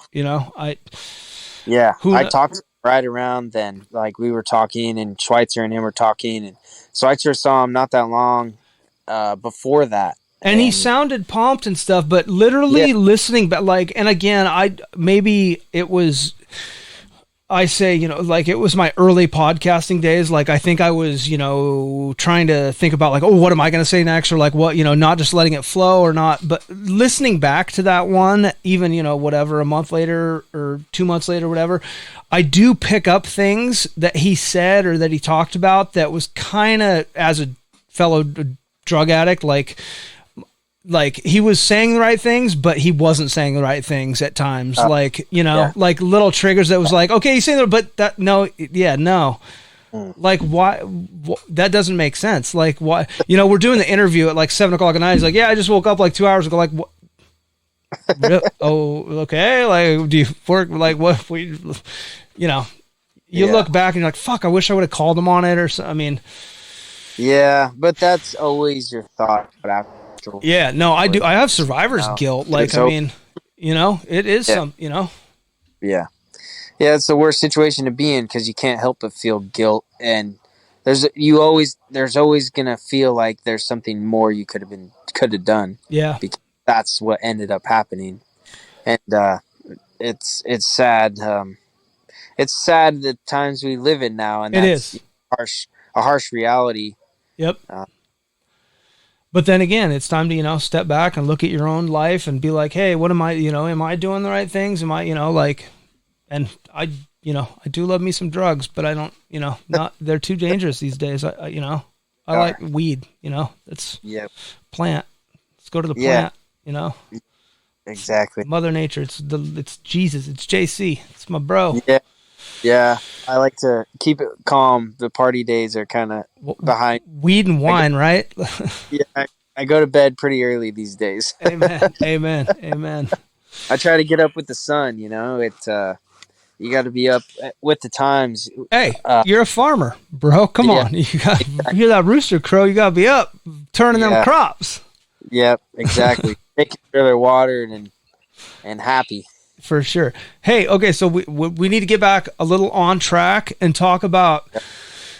We talked about Schweitzer. I love Schweitzer. I talked to him recently, and he was the one that he's making this movie that's got my good friend in it a lot, and you as well. That it looks like a pretty man. The trailer the other day got me Dude, I've listened to that song. Like it makes me so sad, but I like hearing it. Do you know that's with Capes? Like, yeah.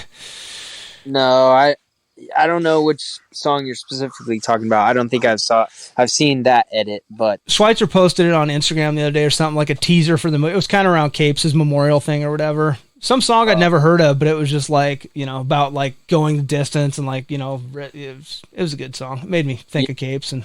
Oh, Schweitzer always makes good stuff. I mean, yeah, exactly.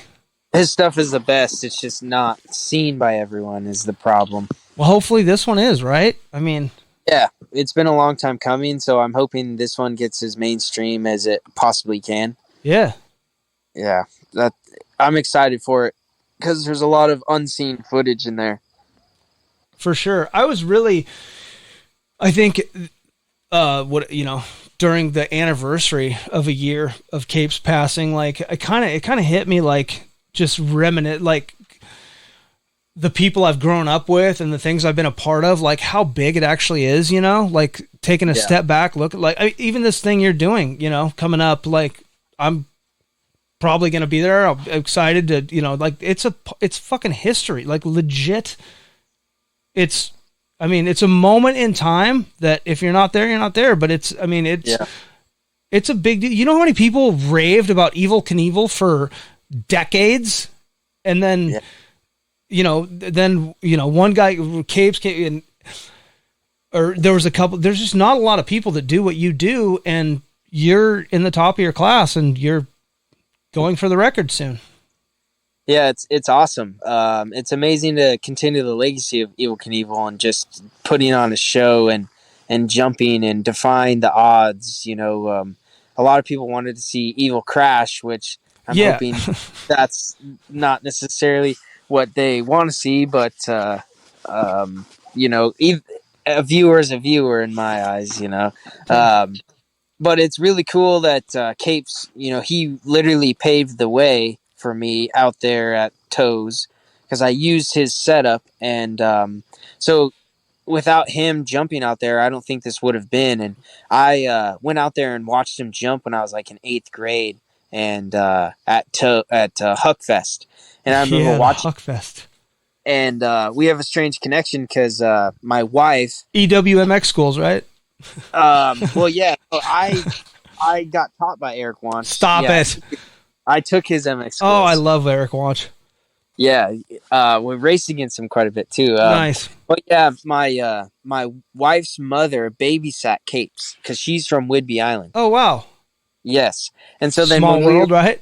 Yes, exactly. When we were in at Huckfest, I remember my wife's mom getting an autograph from him and talking to Ryan, and Ryan gave her a hug, and I was like, "What? You know Ryan Capes?" Yeah, like that dude's the shit. Yeah, it was so crazy. I was like so jealous and like just couldn't believe it, you know? For real. Like, yeah. And now you're that, like you've taken, I'm sure there's kids that do that for you these days. Like I could be one of them. I mean, I'm impressed. I'm not going to lie.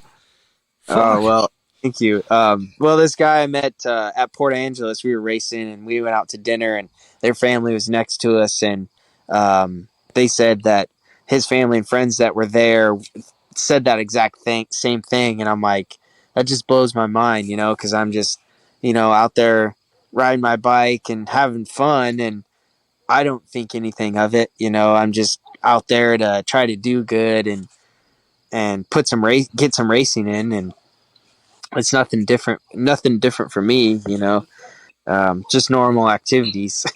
Exactly. Okay, so hang on. Let me break this down too, because we haven't really talked about what you have upcoming. We have a little bit, but the silly thing is, like talking about all this, you've literally like smoked the record. Like you've jumped a dirt bike 425 feet. Yeah, and it's crazy because it took a very short amount of time to get there. I mean, again. And the crazy thing is we didn't have the backing of a big energy drink. And we did it in just a place in Washington here on a farm. With just testicles. That's it. I mean, it's a big set. Oh man, right? I mean, some asphalt and testicles. I mean, what do you want? I mean, we the people with all the backing and all the people helping them and trying to figure out and putting so much effort into it. And you beat them by like 50 feet with like no issues. Well, went 390 out at toes once. Who did? Capes. Okay, but what is the record you're trying to beat? This so June 17th in Moses Lake. It's a Thursday, which is weird. And you're doing it early in the morning. Why are you doing it early in the wind? What are you worried about? Yeah, the wind isn't very bad in the morning. Okay. Yeah. Normally the wind. Uh-oh. Hang on. I lost you. Hey. Uh-oh. Oh, there you're back. I lost you for a sec. Yeah.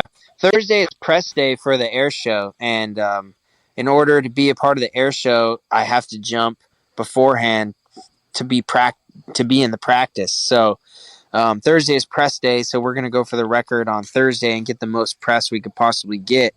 And then the next 2 days, which is 351 feet, is a Guinness record. So I'm going to break that on Thursday. And who has that?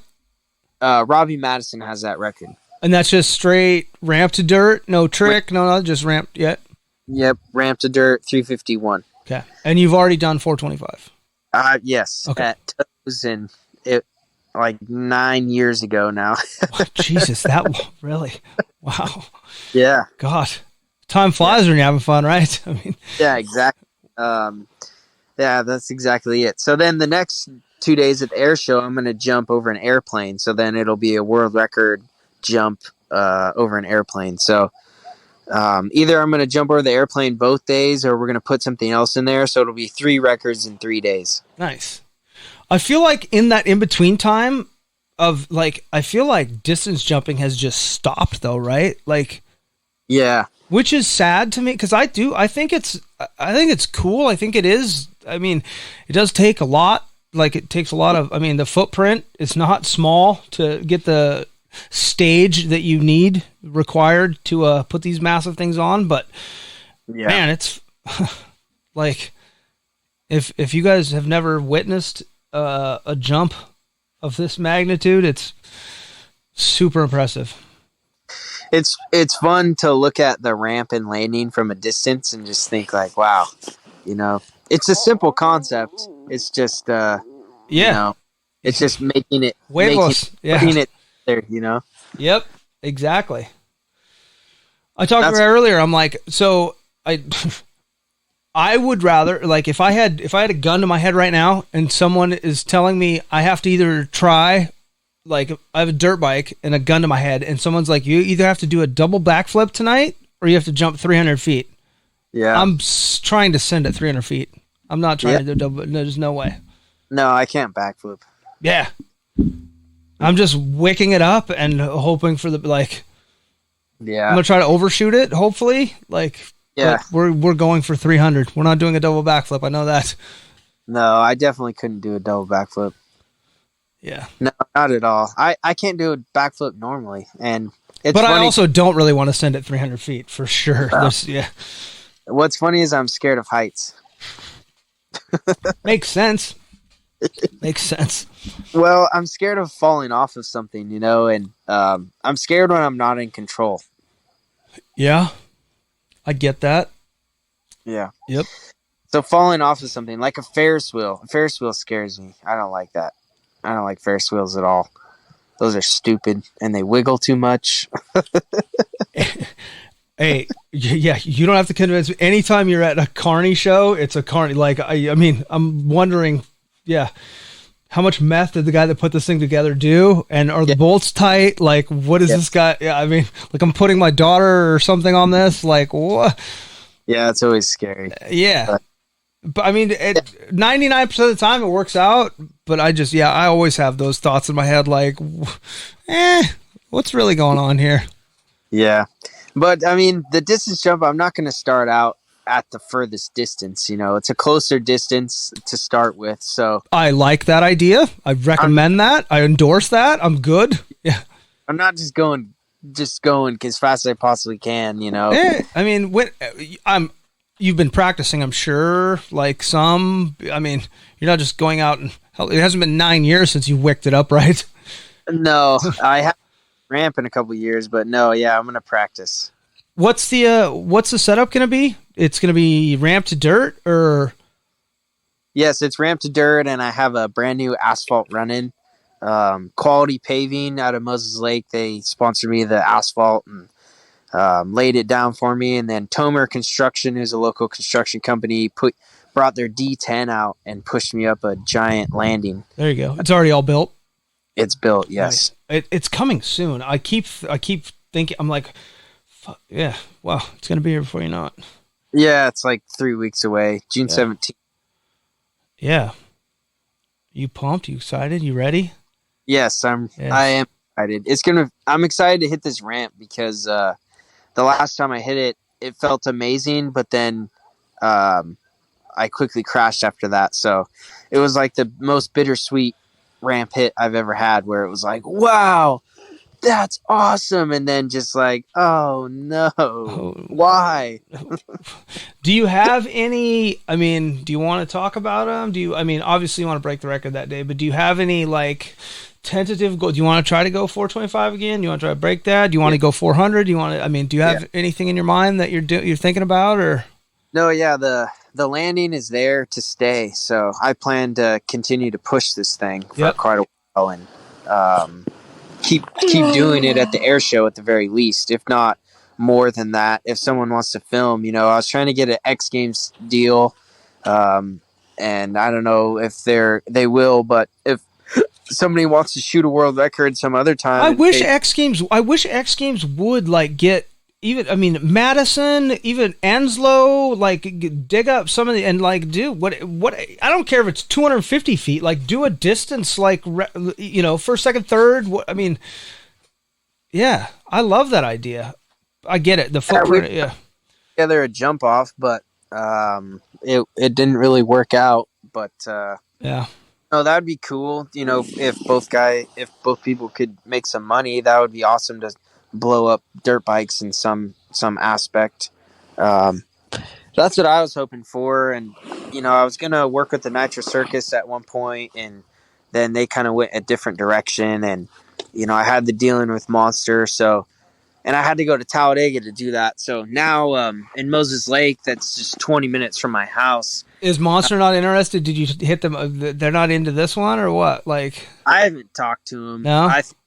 I think, with everything, if you show it's successful and good, that people will want to jump on board. Yeah. But I feel like you've already done that. Like, it's not like you're legit. Like, you've proven yourself, like you should.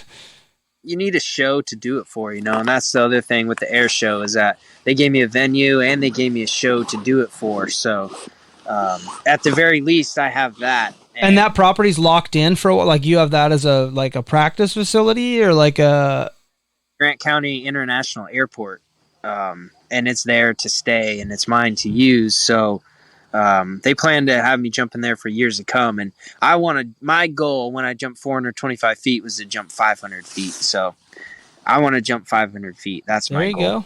I like it. And then after I jump 500 feet, I'm going to do a Buzz Lightyear thing, and I'm going to jump, and then wings are going to pop out right in the halfway point, and then I might not ever come down. I'm into it. I'm into it. I like it. I'm going to be there watching baked out of my mind. Be like, that motherfucker just turned into Buzz Lightyear. Yeah. That's impressive. And beyond. Yeah, for sure. That bro just did it. Yeah, I love it. Musk on Mars. I love it. Heck yeah. So what are you doing to prepare for these next 3 weeks, or are you winding down, or are you just kind of relaxing and just doing the farming and getting ready, or? Yeah, I'm trying to get kiddo. Yeah, there's my boy Willis. Hey, Willis. Yeah, just trying to get as much done at the farm as I can so I can get some time off. I raced this spring so I could be ready, have as much time on the bike as I possibly could. Yep. I think really helps you because you have to adapt to everyone around you, and you're so one with the machine. And 100%. A bike just like my race bike, so I'm feeling really good on my dirt bike, and even better than I thought I would feel. Racing long and good shape. So I just need to get out and jump. It's funny. There's a distance jump competition at the Mose Lake Sand Dunes this weekend. Stop it. The local Sand Scorpions are bringing out a ramp, and so they every year, I guess, they do like a ramp competition out there, and so I'm gonna go out there. You're gonna go out? Yeah, oh yeah. Are you gonna huck it? My friends helped putting it together, so I think he won it before or got second. He was hoping to win it this year. Are you hitting it? Are you doing it? Oh yeah, I'm doing it. Oh, nice. Yeah, I'm gonna send it and see how far I can go. And how many times? And yeah, how many times? I guess is the only thing I have to say. How many times have you been out to the Moses Lake Sand Dunes in the debaucherous weekends of Memorial Day, Labor Day? I mean, I try to stay away. How much carnage have you? Yeah, exactly. Yeah, I mean, those weekends get like just intense. Like, yeah, it's fun to go out. I like to go out there when no one's out there, It gets I dangerous. do, yeah, I do too. Yes. It's a dangerous spot enough when nobody's out there. Like, sand dunes are no joke. When there's a million idiots drinking and fire and four-wheelers and, oh, God, it's a mayhem of mess. I've had buddies get run over. Yeah, I've seen trucks flipped over and burned and people, Yes. I mean, yeah, just brutal fights. Yep. It's crazy. Pandemonium out there. One time, it's hilarious. My friend invited... And you're doing it this weekend. I love it. And jumping distance. Why not? Bring the family. Yeah, take the family out, let them see everything. But yeah, one time... Oh, no. Oh, we just lost him. Oh, we totally just lost him. Man down. Man down. What do we do here? I'm by myself. I'm panicking. Panic. All right, so we have to go back to... Let's figure this out real quick, right? Do we hit pause? No, fuck, we don't hit pause. Who's editing? Not this guy. Tell you that. Enjoy this, people. Enjoy the frustration. Oh, alrighty then.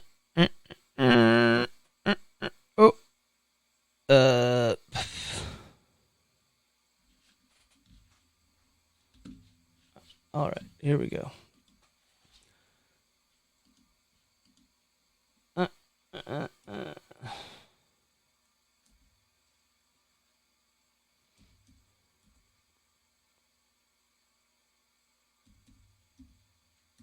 So I don't have any hold music. Actually, I do. I can play. But enough! But enough of this! Oh, we got a call now. Here we go. We're back, hopefully.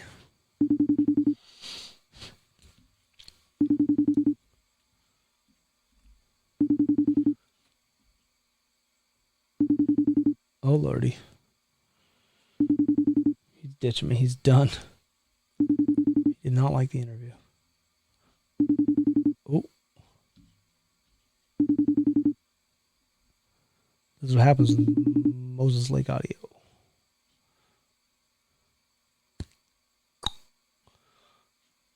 Is not available. Yeah, so... Well then, end call. No, I don't want to end the call. I want to enjoy this call more. Fine. All right. Well, I mean, people, we may have to wrap this up. Maybe just suspenseful on the rest of the Alex Harvill story. More to come. More to come later. All right, so Alex, we were talking about your upcoming jump, and I am curious as to what this stage of your life has in front of. What are your hopes and dreams? What do you want to do? Do you want to Do you see any competition in distance jumping? Do you see anybody? Do you hope anybody's coming to break your or try to whatever? Would you like that? Do you want to make a main event in Supercross? Like what's your hopes and dreams? Well, I hope to jump further, and I want to push myself to break the records and continue to push the records. And if someone wants to challenge me, I think that would just promote the whole dirt bike and distance jumping in general, and that would make us, more of a thing. If we were able to make a rivalry with someone, like if I were to jump against Axel Hodges or Kobe Raha or something, then it would just make. Yeah, I was just about to say you talked me into it. I'm your new competition, but I when we were off for a second, I did think, what do you think about Alex? Because didn't he wad his shit on that same ramp? That's that same monster ramp, right? Yeah, well, it was pretty much the same thing. He worked with all the same people, and so when I first saw the whole thing, I was like, "Wow, there goes my records with everything." Like, well, wow, it's done for. Like, and I was so pissed off because I was like, "Wow, I felt like a kid," and everything was improved for him, and he had, just everything.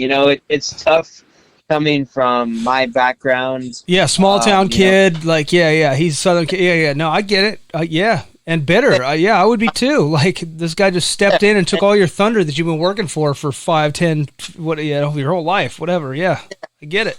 And yeah, my parents could buy dirt bikes, but we weren't rich by any means. So I've had to struggle for everything. So to see someone just get it all handed, I was like, wow, dude, it was just so, like, I was so gutted just to see it. And I was like, man, he's just going to take everything from me. I felt like I had nothing. And then to see him crash like that, I felt bad for him. I didn't want to see him crash. For sure. But then it gave, like, validity to everything I've done, because it's like, wow, that's what can happen. Yeah, it's not cookie cutter.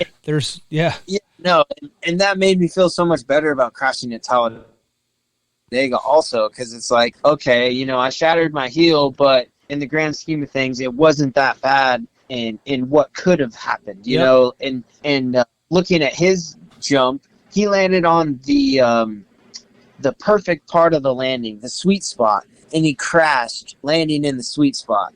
And for myself, I'm like, I landed on flat concrete, and I had almost the same injury. So I feel pretty good about it, because I think that if I were coming down in the sweet spot of the landing, I would land it. But watching his clips, I think what happened was his landing was black, and he was on black asphalt. And when he was in the air, he lost his depth perception. Or maybe he didn't lose it. He just didn't realize exactly where he was, and he fell a little bit further than he was anticipating, and the front wheel sailed on him just a little bit too far, and he landed straight up and down on the rear wheel and just fell off the bike. Yeah. Yeah, it wasn't good looking. I know that. I did see the video. It was terrible. Yeah. And the bike just kept going, which is hilarious. Yeah. But Capes... Schweitzer has a video or interview with Capes, and Capes totally ruins him. Oh, it's hilarious. I can't wait for everyone to see that video. It's like, I can't either. He got stacked it up. Yeah. He's so animated, and gets you pumped up. And, that video is going to be good, for sure. Yeah, 100%. But then it's crazy. I can't believe, like, Axel quit jumping, which I was excited because then it brought distance jumping to the mainstream. Yeah. And there was all this hype to it and everything. And I'm totally pumped for that. And if someone wants to, jump and make it big, then I'm all for it. If I'm all for someone making money on a dirt bike. If you can live the dream and make money on a dirt bike 100%. Somehow. That's good for you. Yeah. It doesn't have to be a bitter rival. Like, just let's all make money and ride dirt bike. I mean, yeah. Weed farming is the second best job, but I mean, let's go ride dirt bikes, right? Yes. Exactly. I mean, let's be real. Is there any kids out there, any names that I mean, let's be honest, I don't know a lot, but I mean, anybody that does distance jumping that besides that, I mean, no? No, the only person close right now I would say is Kobe Raha because he jumps pretty big. Like he was jumping like a 200 some foot jump out at Animals Yard or something. Manny's Yard? Have you ever been out to Manny's Yard? No, oh man, I've never. Yeah. Yeah. There's like a 200 some foot jump there, but say the word, I'll tell you. Yeah, that dude's super cool. Like if you want to go out there, I'll call. Yeah, you're good anytime you want to stop by there. Yeah, for real. Yeah. Man, he's a good dude. Like he'd love to have you.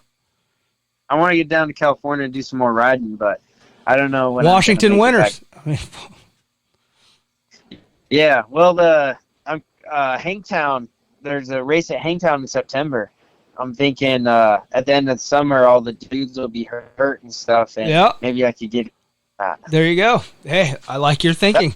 Isn't the second to the last round too? At the first round's at this whatever Fox race or whatever they call it, Paula, whatever the fuck it's called now. Paula. But isn't the second to the last round there too?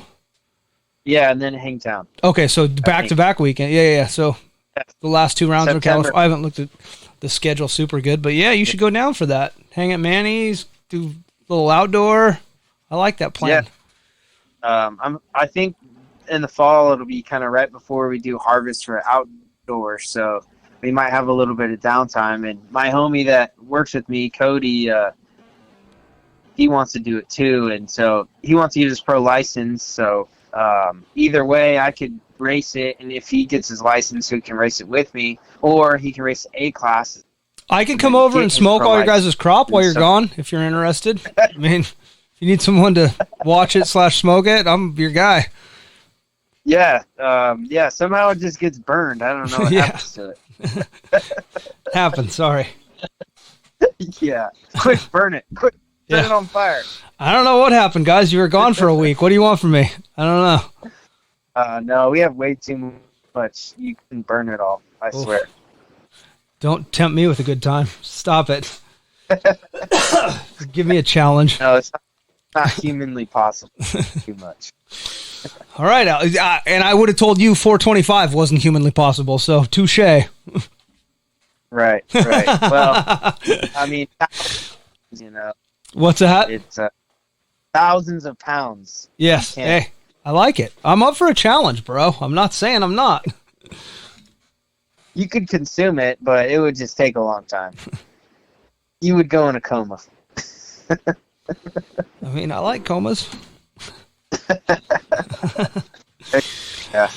But yeah, I'm hoping to do some more racing. You know, I'd like to qualify for the Nationals, and it'd be sick to race Supercross. And I think I had some poor equipment when I did it. I had some slow Suzukis, and I'd like to get on some new bikes that are fast and competitive and see what I can do, because I think I'm in really good shape, and I showed that this year racing, and I did pretty well. So I think if I got some new bikes, do you keep up on your fitness? Do you work out? Do you like that shit? Or I mean, yeah. Well, I don't necessarily work out. Yeah. I mean, I work out in the morning, but like I don't go to a gym or anything like that. I think the biggest thing is I ride pedal bikes with my son. I built a BMX track at our house, and we ride pedal bikes like every day pretty much. Perfect. That's awesome for you and him. So yeah, good for you. I get from work and cardio, and he learns good bike skills. Yeah, exactly. And I think it's just a nice balance of life. Bikes and dirt bikes, they just teach you so much more that you can use through everything. That's just how I view it. Like, I can do this on my dirt bike. Everything else just seems so easy. Okay, I have to ask you the question that's burning in my head that we've talked about a million times on this podcast, but you as a younger guy, you hopefully you know the movie Rad? Yes. Okay, phew. Just making sure. Just checking. I'd like to quiz people. Yeah. It's a good movie. Yeah. Well, you know, I'm just all about bikes. Yeah, two wheels. Yeah. Yeah, and that's the thing. When I was deprived from dirt bikes as a kid, the bicycles is all I had, you know. So I just love BMX, and there's just no better cardio, you know, because like I loved to run back in the day, but it's so hard on my just so hard on my ankle, especially. Like I can run, I can do it. It's just afterwards, it's just so sore that like riding a bicycle is so much better, and riding a mountain bike is fun and stuff, but I can just do laps on my track and do a whole bunch of jumps, and it's like, it's man, not, that was so it's not sick. worth it to run. Like, I mean, you can do it, sure, but I mean, it's risk, reward, payoff. Like, I mean, how much is it going to hurt? And like, I could do something way smarter and get the same, benefit and not kill my body. Yep. Yeah, so that's why I love the BMX, and we pretty much ride it every day, and we were riding it right before you called. And, nice. We try to spend a lot of time outside. If I'm not riding bikes, I'm gardening. We have a huge garden at our house, and we've got like all sorts of raised beds that we grow vegetables in, and potatoes and corn. And do you know Scott Murray? No. Oh. Yeah. I talked to him before you. He liked to do freestyle, and he liked to do it in gardening gloves. So just, you know. Oh yeah, the double backflip. Yes. I interviewed him earlier. Yeah. Savage. Leather glove. Right? Yeah. Guy's a fucking character. I like him. I did. Yeah. Yeah. I remember he crashed at all those. Yes, he did. It's a good interview. Yeah. Yep. Yeah. Heck yeah, that's awesome. Hence the fact that I was talking about double backflips and like jumping 300 feet. Like I mean, yeah, that's just, I mean, you guys both have big testes, but I like my chances better. Just maybe as a person, like I'm trying to go 300 then, and I'm not saying I like to think I have a little dirt bike skills, but yeah, neither one of them would probably end well realistically. Yeah. I mean, all jumping is relative, you know. It's just a little bit bigger, and you're just a little in the air for a little bit longer, you know. It's all about math, right? Yeah.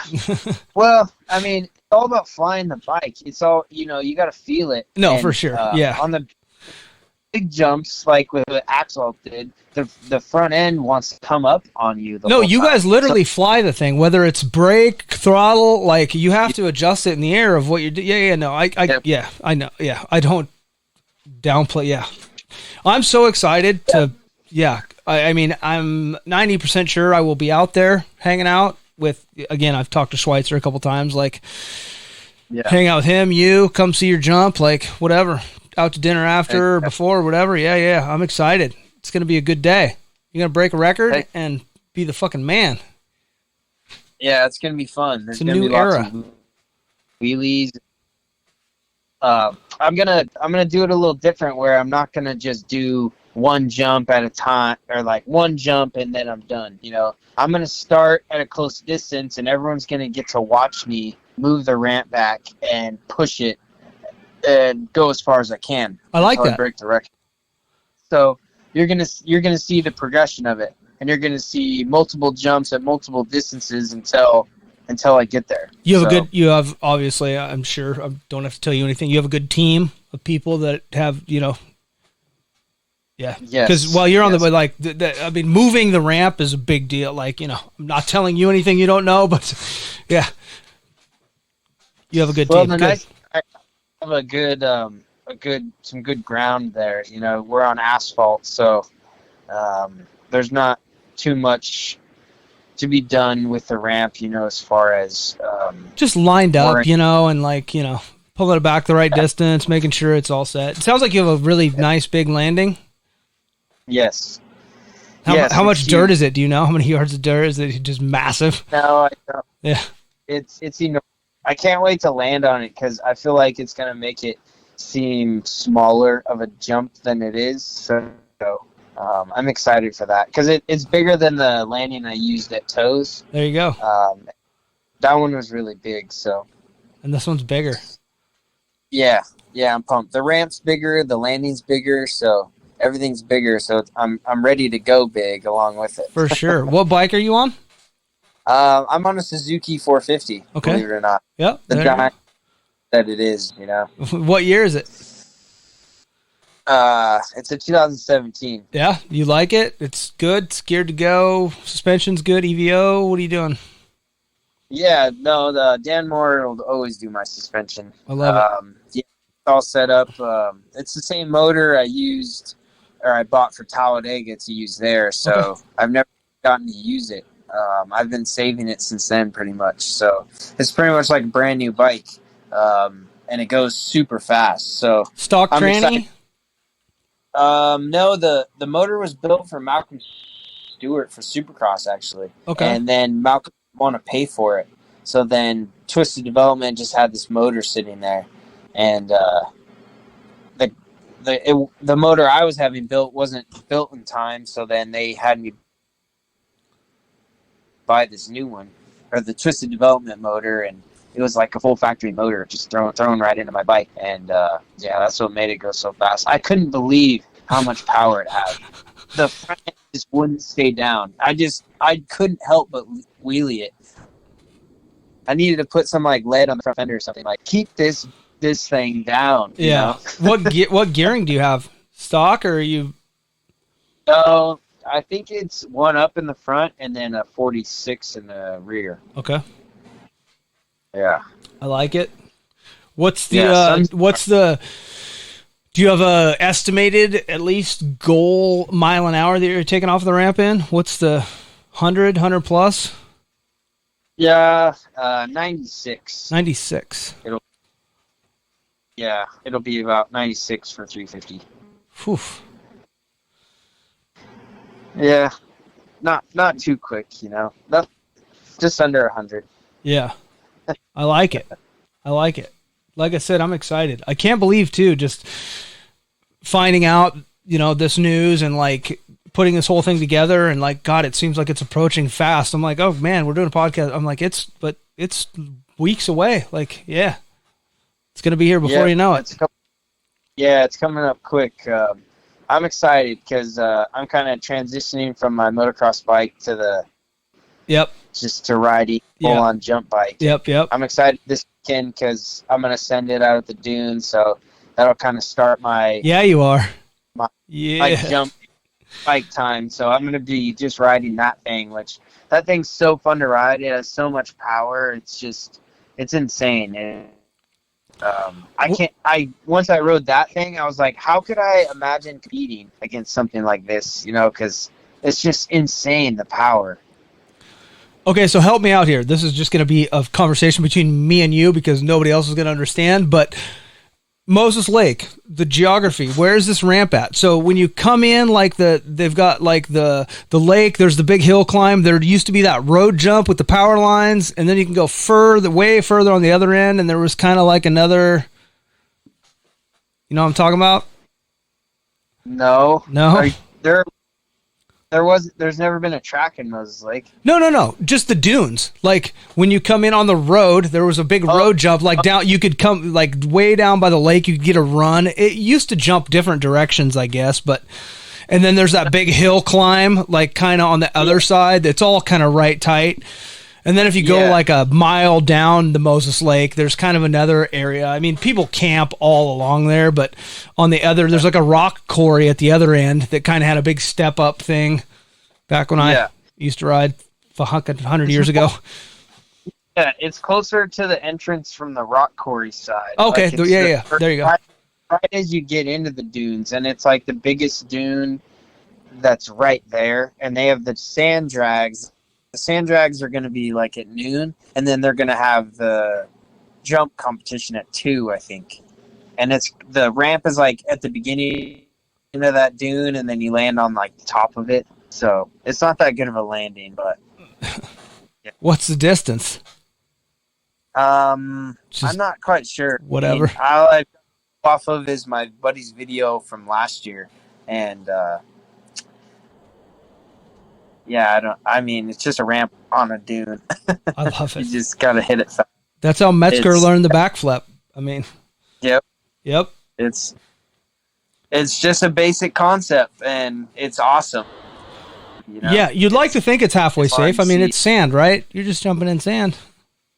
Yeah, I love sand, but me too. The sand can pull you down. Yes, it can. You don't land under Yeah. power. You're just gonna go over the handlebars pretty much. Yeah. Yeah. Sand can be brutal. It's fun, but it can be, it can be. Even just going through the dunes, like on a weekend when no one's like people, if you've never ridden the sand dunes, like you can be, it drops off. Like you have to be careful riding in the sand dunes. Like you can't get going too fast ahead of yourself because boy, you'll run into a problem real quick. Oh, yeah. You think you know it's there, but yep, it does. Yeah. You don't know, and it changes from every dunes. I went to a lot of dunes this year. I went to Winchester Bay and then Coos Bay and then St. Anthony. St. Anthony was gnarly. Those dunes are so huge. I couldn't believe it. Really? Some of the biggest dune jumps I've ever jumped out there. Like fourth gear pinned, just like up and over a dune. Who are you with? Some videos. I went down with my buddy John. And, Schweitzer was there, and Raha met up with us, and then local Tanner Chadwick, he frickin' sends it out there. Of course. Them damn locals. He jumped like 270 feet or something out there. My suspension was way too soft. I was riding my motocross bike, motocross suspension, and it was like, I can't frickin' jump this stuff. Yeah, not happening. I was not expecting it to be like that big at all. I mean, they were huge. But it was so fun just to be able to ride all those different places. For sure. Yeah, the dunes are sick because they're just the sand is so different everywhere you go. And just the dunes are so fun, just how it's so natural and stuff. But I've kind of gotten back into the racing swing of things instead of just like leisurely riding out and the free riding and stuff. I want to go fast and I want to win. I get it. What's your because again, I don't know. Do you have any history of traveling to whatever, Australia, Europe, any racing shows, anything? No. Or any ambitions to like? You're hiring. If Australia wants you to do a distance jump, you're taking phone calls. Yeah, no, that would be cool. Perfect. I mean, I don't want to be away from my family too much, but the only traveling traveling around the world for racing was in Canada. Yep. But I got to go to China with the oil company that I'm sponsored by, the Top One Oil. They're from California, but they do a lot of stuff in China. And they took me to China and Bolivia, which how was that? I went down to Bolivia to the world's largest salt flat, and I was going to drive the world's fastest motorcycle, and it's two Hayabusa engines working, and it's like a Batmobile rocket thing, but it's called a motorcycle. I was supposed to drive it. It goes 400 miles an hour. But, you didn't ride it / drive it, whatever. Up not running, and they couldn't get it to run right. So I went all the way down to Bolivia and was there for like a week, and I didn't get to drive the thing. So I mean, that could be a blessing in disguise. The fucking thing sounds sketchy at best. I mean, yeah, got Bolivians fucking welding Maserati motors together. I mean, it doesn't go good from there. Like, let's be real. It was a test. It was a proven motorcycle. It was from here. It's called the Ack Attack. Okay, what it's called. Yeah. It has the record for the fastest motorcycle. Nice. I wanted to be the first person to go jump 400 feet and drive 400 miles an hour. I like that idea. I can get on board with that. Yeah. So I mean, let's make this happen. It ain't too late. Like, let's figure it out. Let's get that Ack Attack in Washington. Let's bring it to Moses Lake this weekend or the 17th. Yeah, you need a long runway. That's why the salt flats are really good. Yes. But it was crazy. It was cool going. Hey, you have a paving company and I mean, you could build runways, bro. I've heard. You told me earlier. Don't sell yourself short. Let's get these hopes and dreams done. Yeah, you need a really long salt flat for that thing. It's kind of crazy. We got a paving company. Tell them. Like, hey, yeah, 10 miles. We need it. Heck yeah. Well, you just need enough room out here in Eastern Washington. I mean, You just move a couple rocks. You know? Yeah, exactly. Yeah. You have I-90. What are you talking about? Come on. Yeah. Oh, man. Well, I think, I feel like you have anything else you want to talk about or say or thank anybody or, talk about your upcoming, anything else you want to? Well, the Urban Ice Botanicals, those guys, Urban Ice Botanicals. Who are they? That's the Kratom company. Okay. That I'm in. They're like a title sponsor, I guess, for myself on my bike, and Top One Oil and 509, and then Northwest Diesel is going to be a sponsor also. So I like it. Those guys are going to help me, and then Tomer Construction, they built the landing. That was the best thing that could happen. I was worried about the huge expense that came with that. And for sure.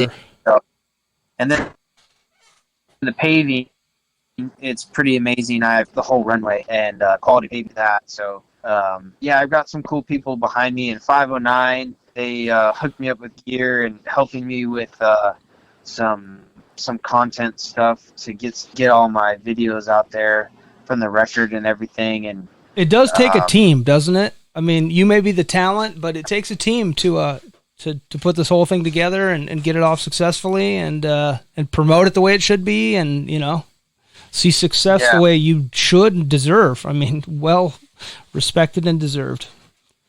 Yeah, well, that's what we hope for. So yeah, it's nice to go after a thing like this. Is really cool, and it's amazing to have an opportunity like this so close to home. And I know I'm excited to see a local kid. Like I like.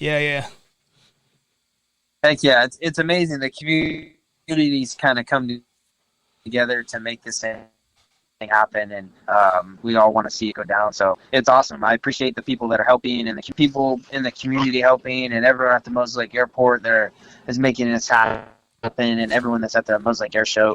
So it's pretty amazing to be able to get a chance to do something that I love, and they're letting me do it. Like Forrest Gump said, "Can you believe they let me cut this grass?"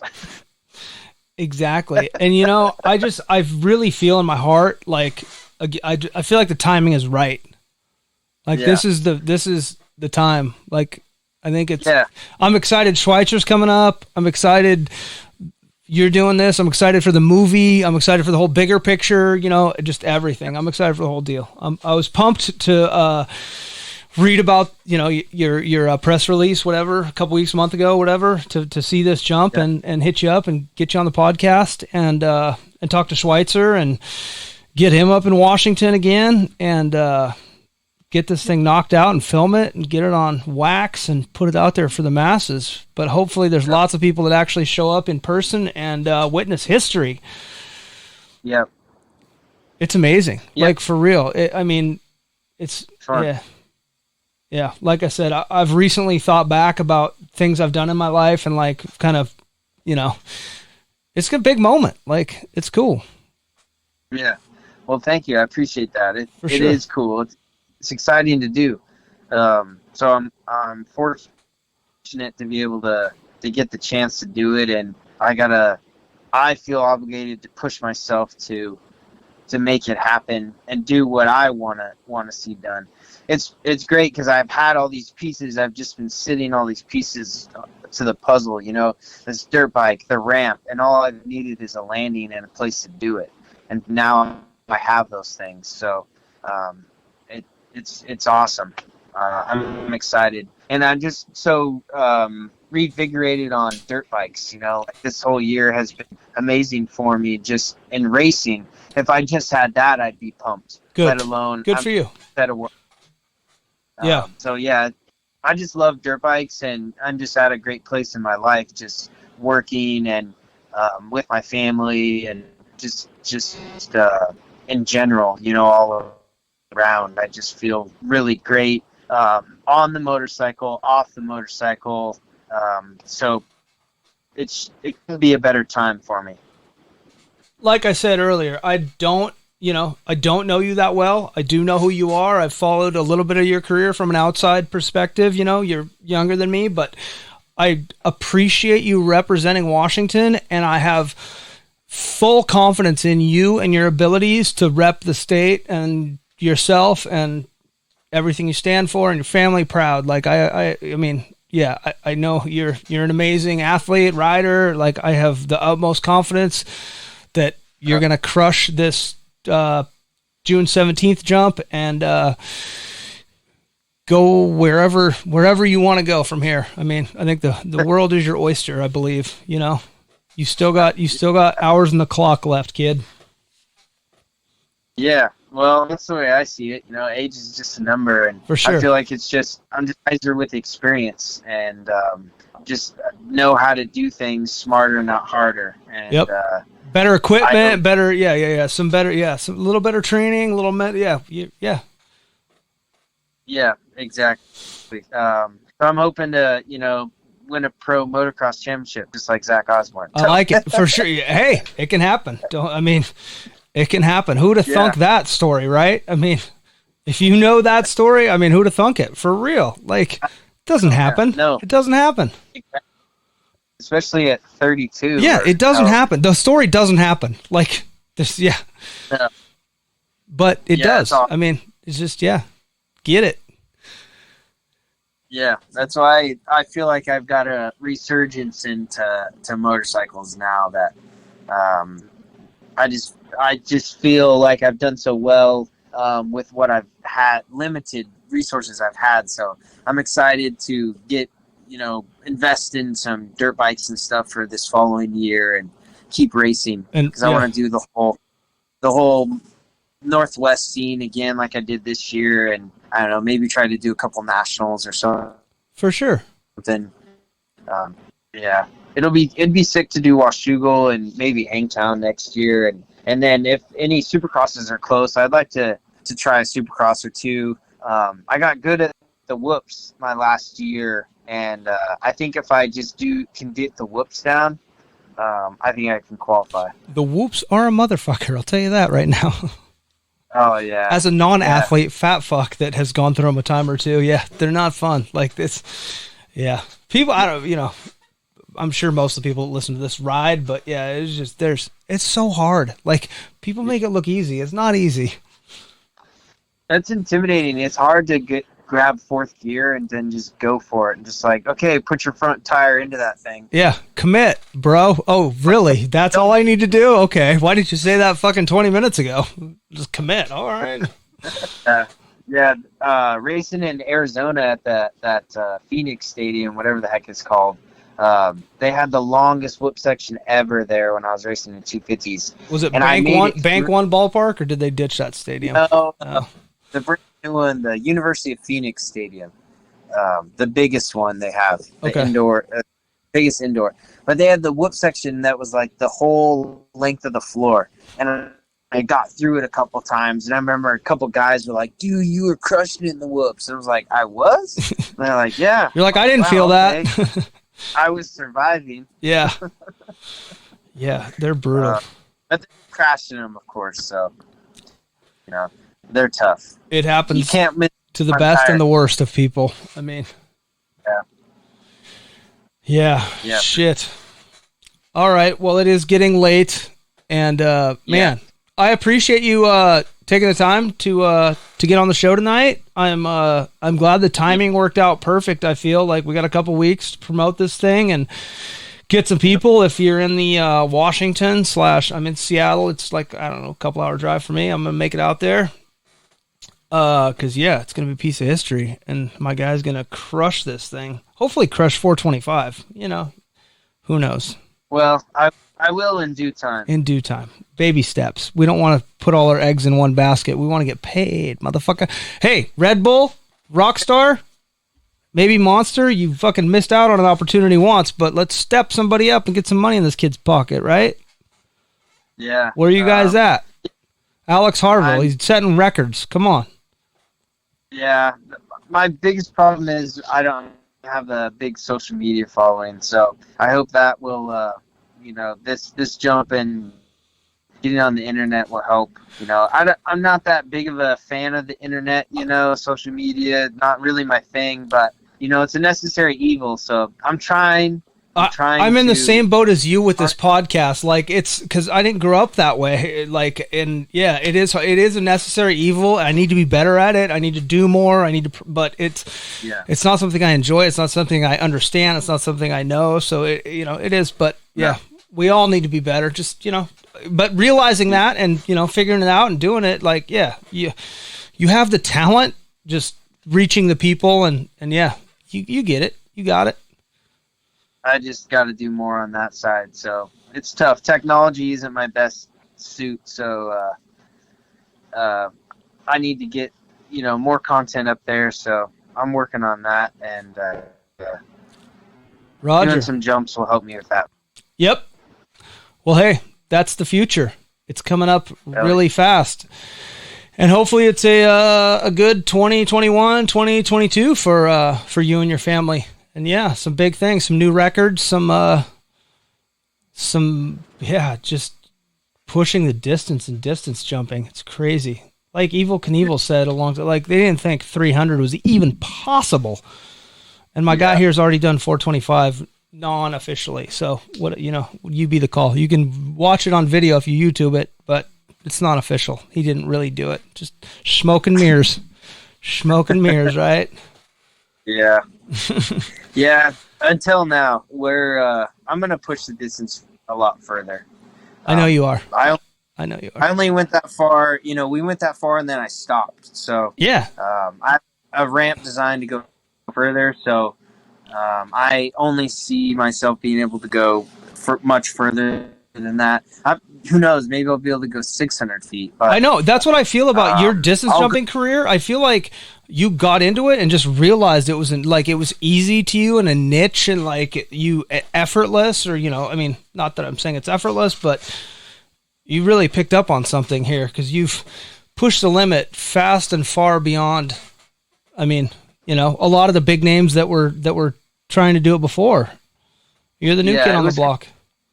It was crazy because I thought that it was so easy that someone was going to do it the next weekend. Yeah, no. And that was 9 years ago. Yeah, exactly. Yeah, so you should have called. I'd have told you. No. From Schweitzer's account, I've held the record for the longest time now. Yeah, there you go. Which I take Schweitzer. Yeah, he knows. Yeah, he's like a historian now. And especially even in the distance jumping, like he's been good friends with a lot of he has good, freestyle edits too, or, movie, whatever. But I feel distance jumping is one of his specialties, or, he was, like I said, really, really, really good friends with Capes as well. So, yeah. Yep. He's like a story on that stuff now. Yeah. As like I said, I can't wait. For the whole movie, just in general, just to see the whole history, progression of people pushing it. You guys all pushing it, like savagery. Because, like I said, I witnessed the early days, and I've seen where it's come now, and I've been a part of a lot of 80% of it. I was with Capes at a lot of his distance jumps, Vegas, big ones, and yeah, it's crazy to see. Oh. Just from watching him practice to, watching him go 300 to seeing you step up and just blow them all away. I love it. Love it. I'd be mad if you weren't from Washington, probably. I'll tell you the truth, but hey. You were born in Corona and live in Washington. I love it. Yep. Hell yeah. Yeah, it's crazy because Evel was from Moses Lake or lived there, and then Capes had a lot to do with out here, and then now here, it's like the Northwest has all the distance. For sure. Yeah, the history of distance jumping is definitely have some big roots and or stories in Washington, Pacific Northwest, for sure. Yeah. And you're the future. You're holding this shit down for us, bro. So don't let us down. I don't feel you will. Yeah. I feel we're in good hands. Yep. There's definitely more to come, and the future's bright. And I'm excited for not just I want to see you make the 40 man. I want to see you, get in there. Put your front wheel in the national, Yep. I want to go hard. Get some new bikes and totally go for it, commit. Well, hopefully, to training. Hopefully you make a lot of money on this distance jump. Yes.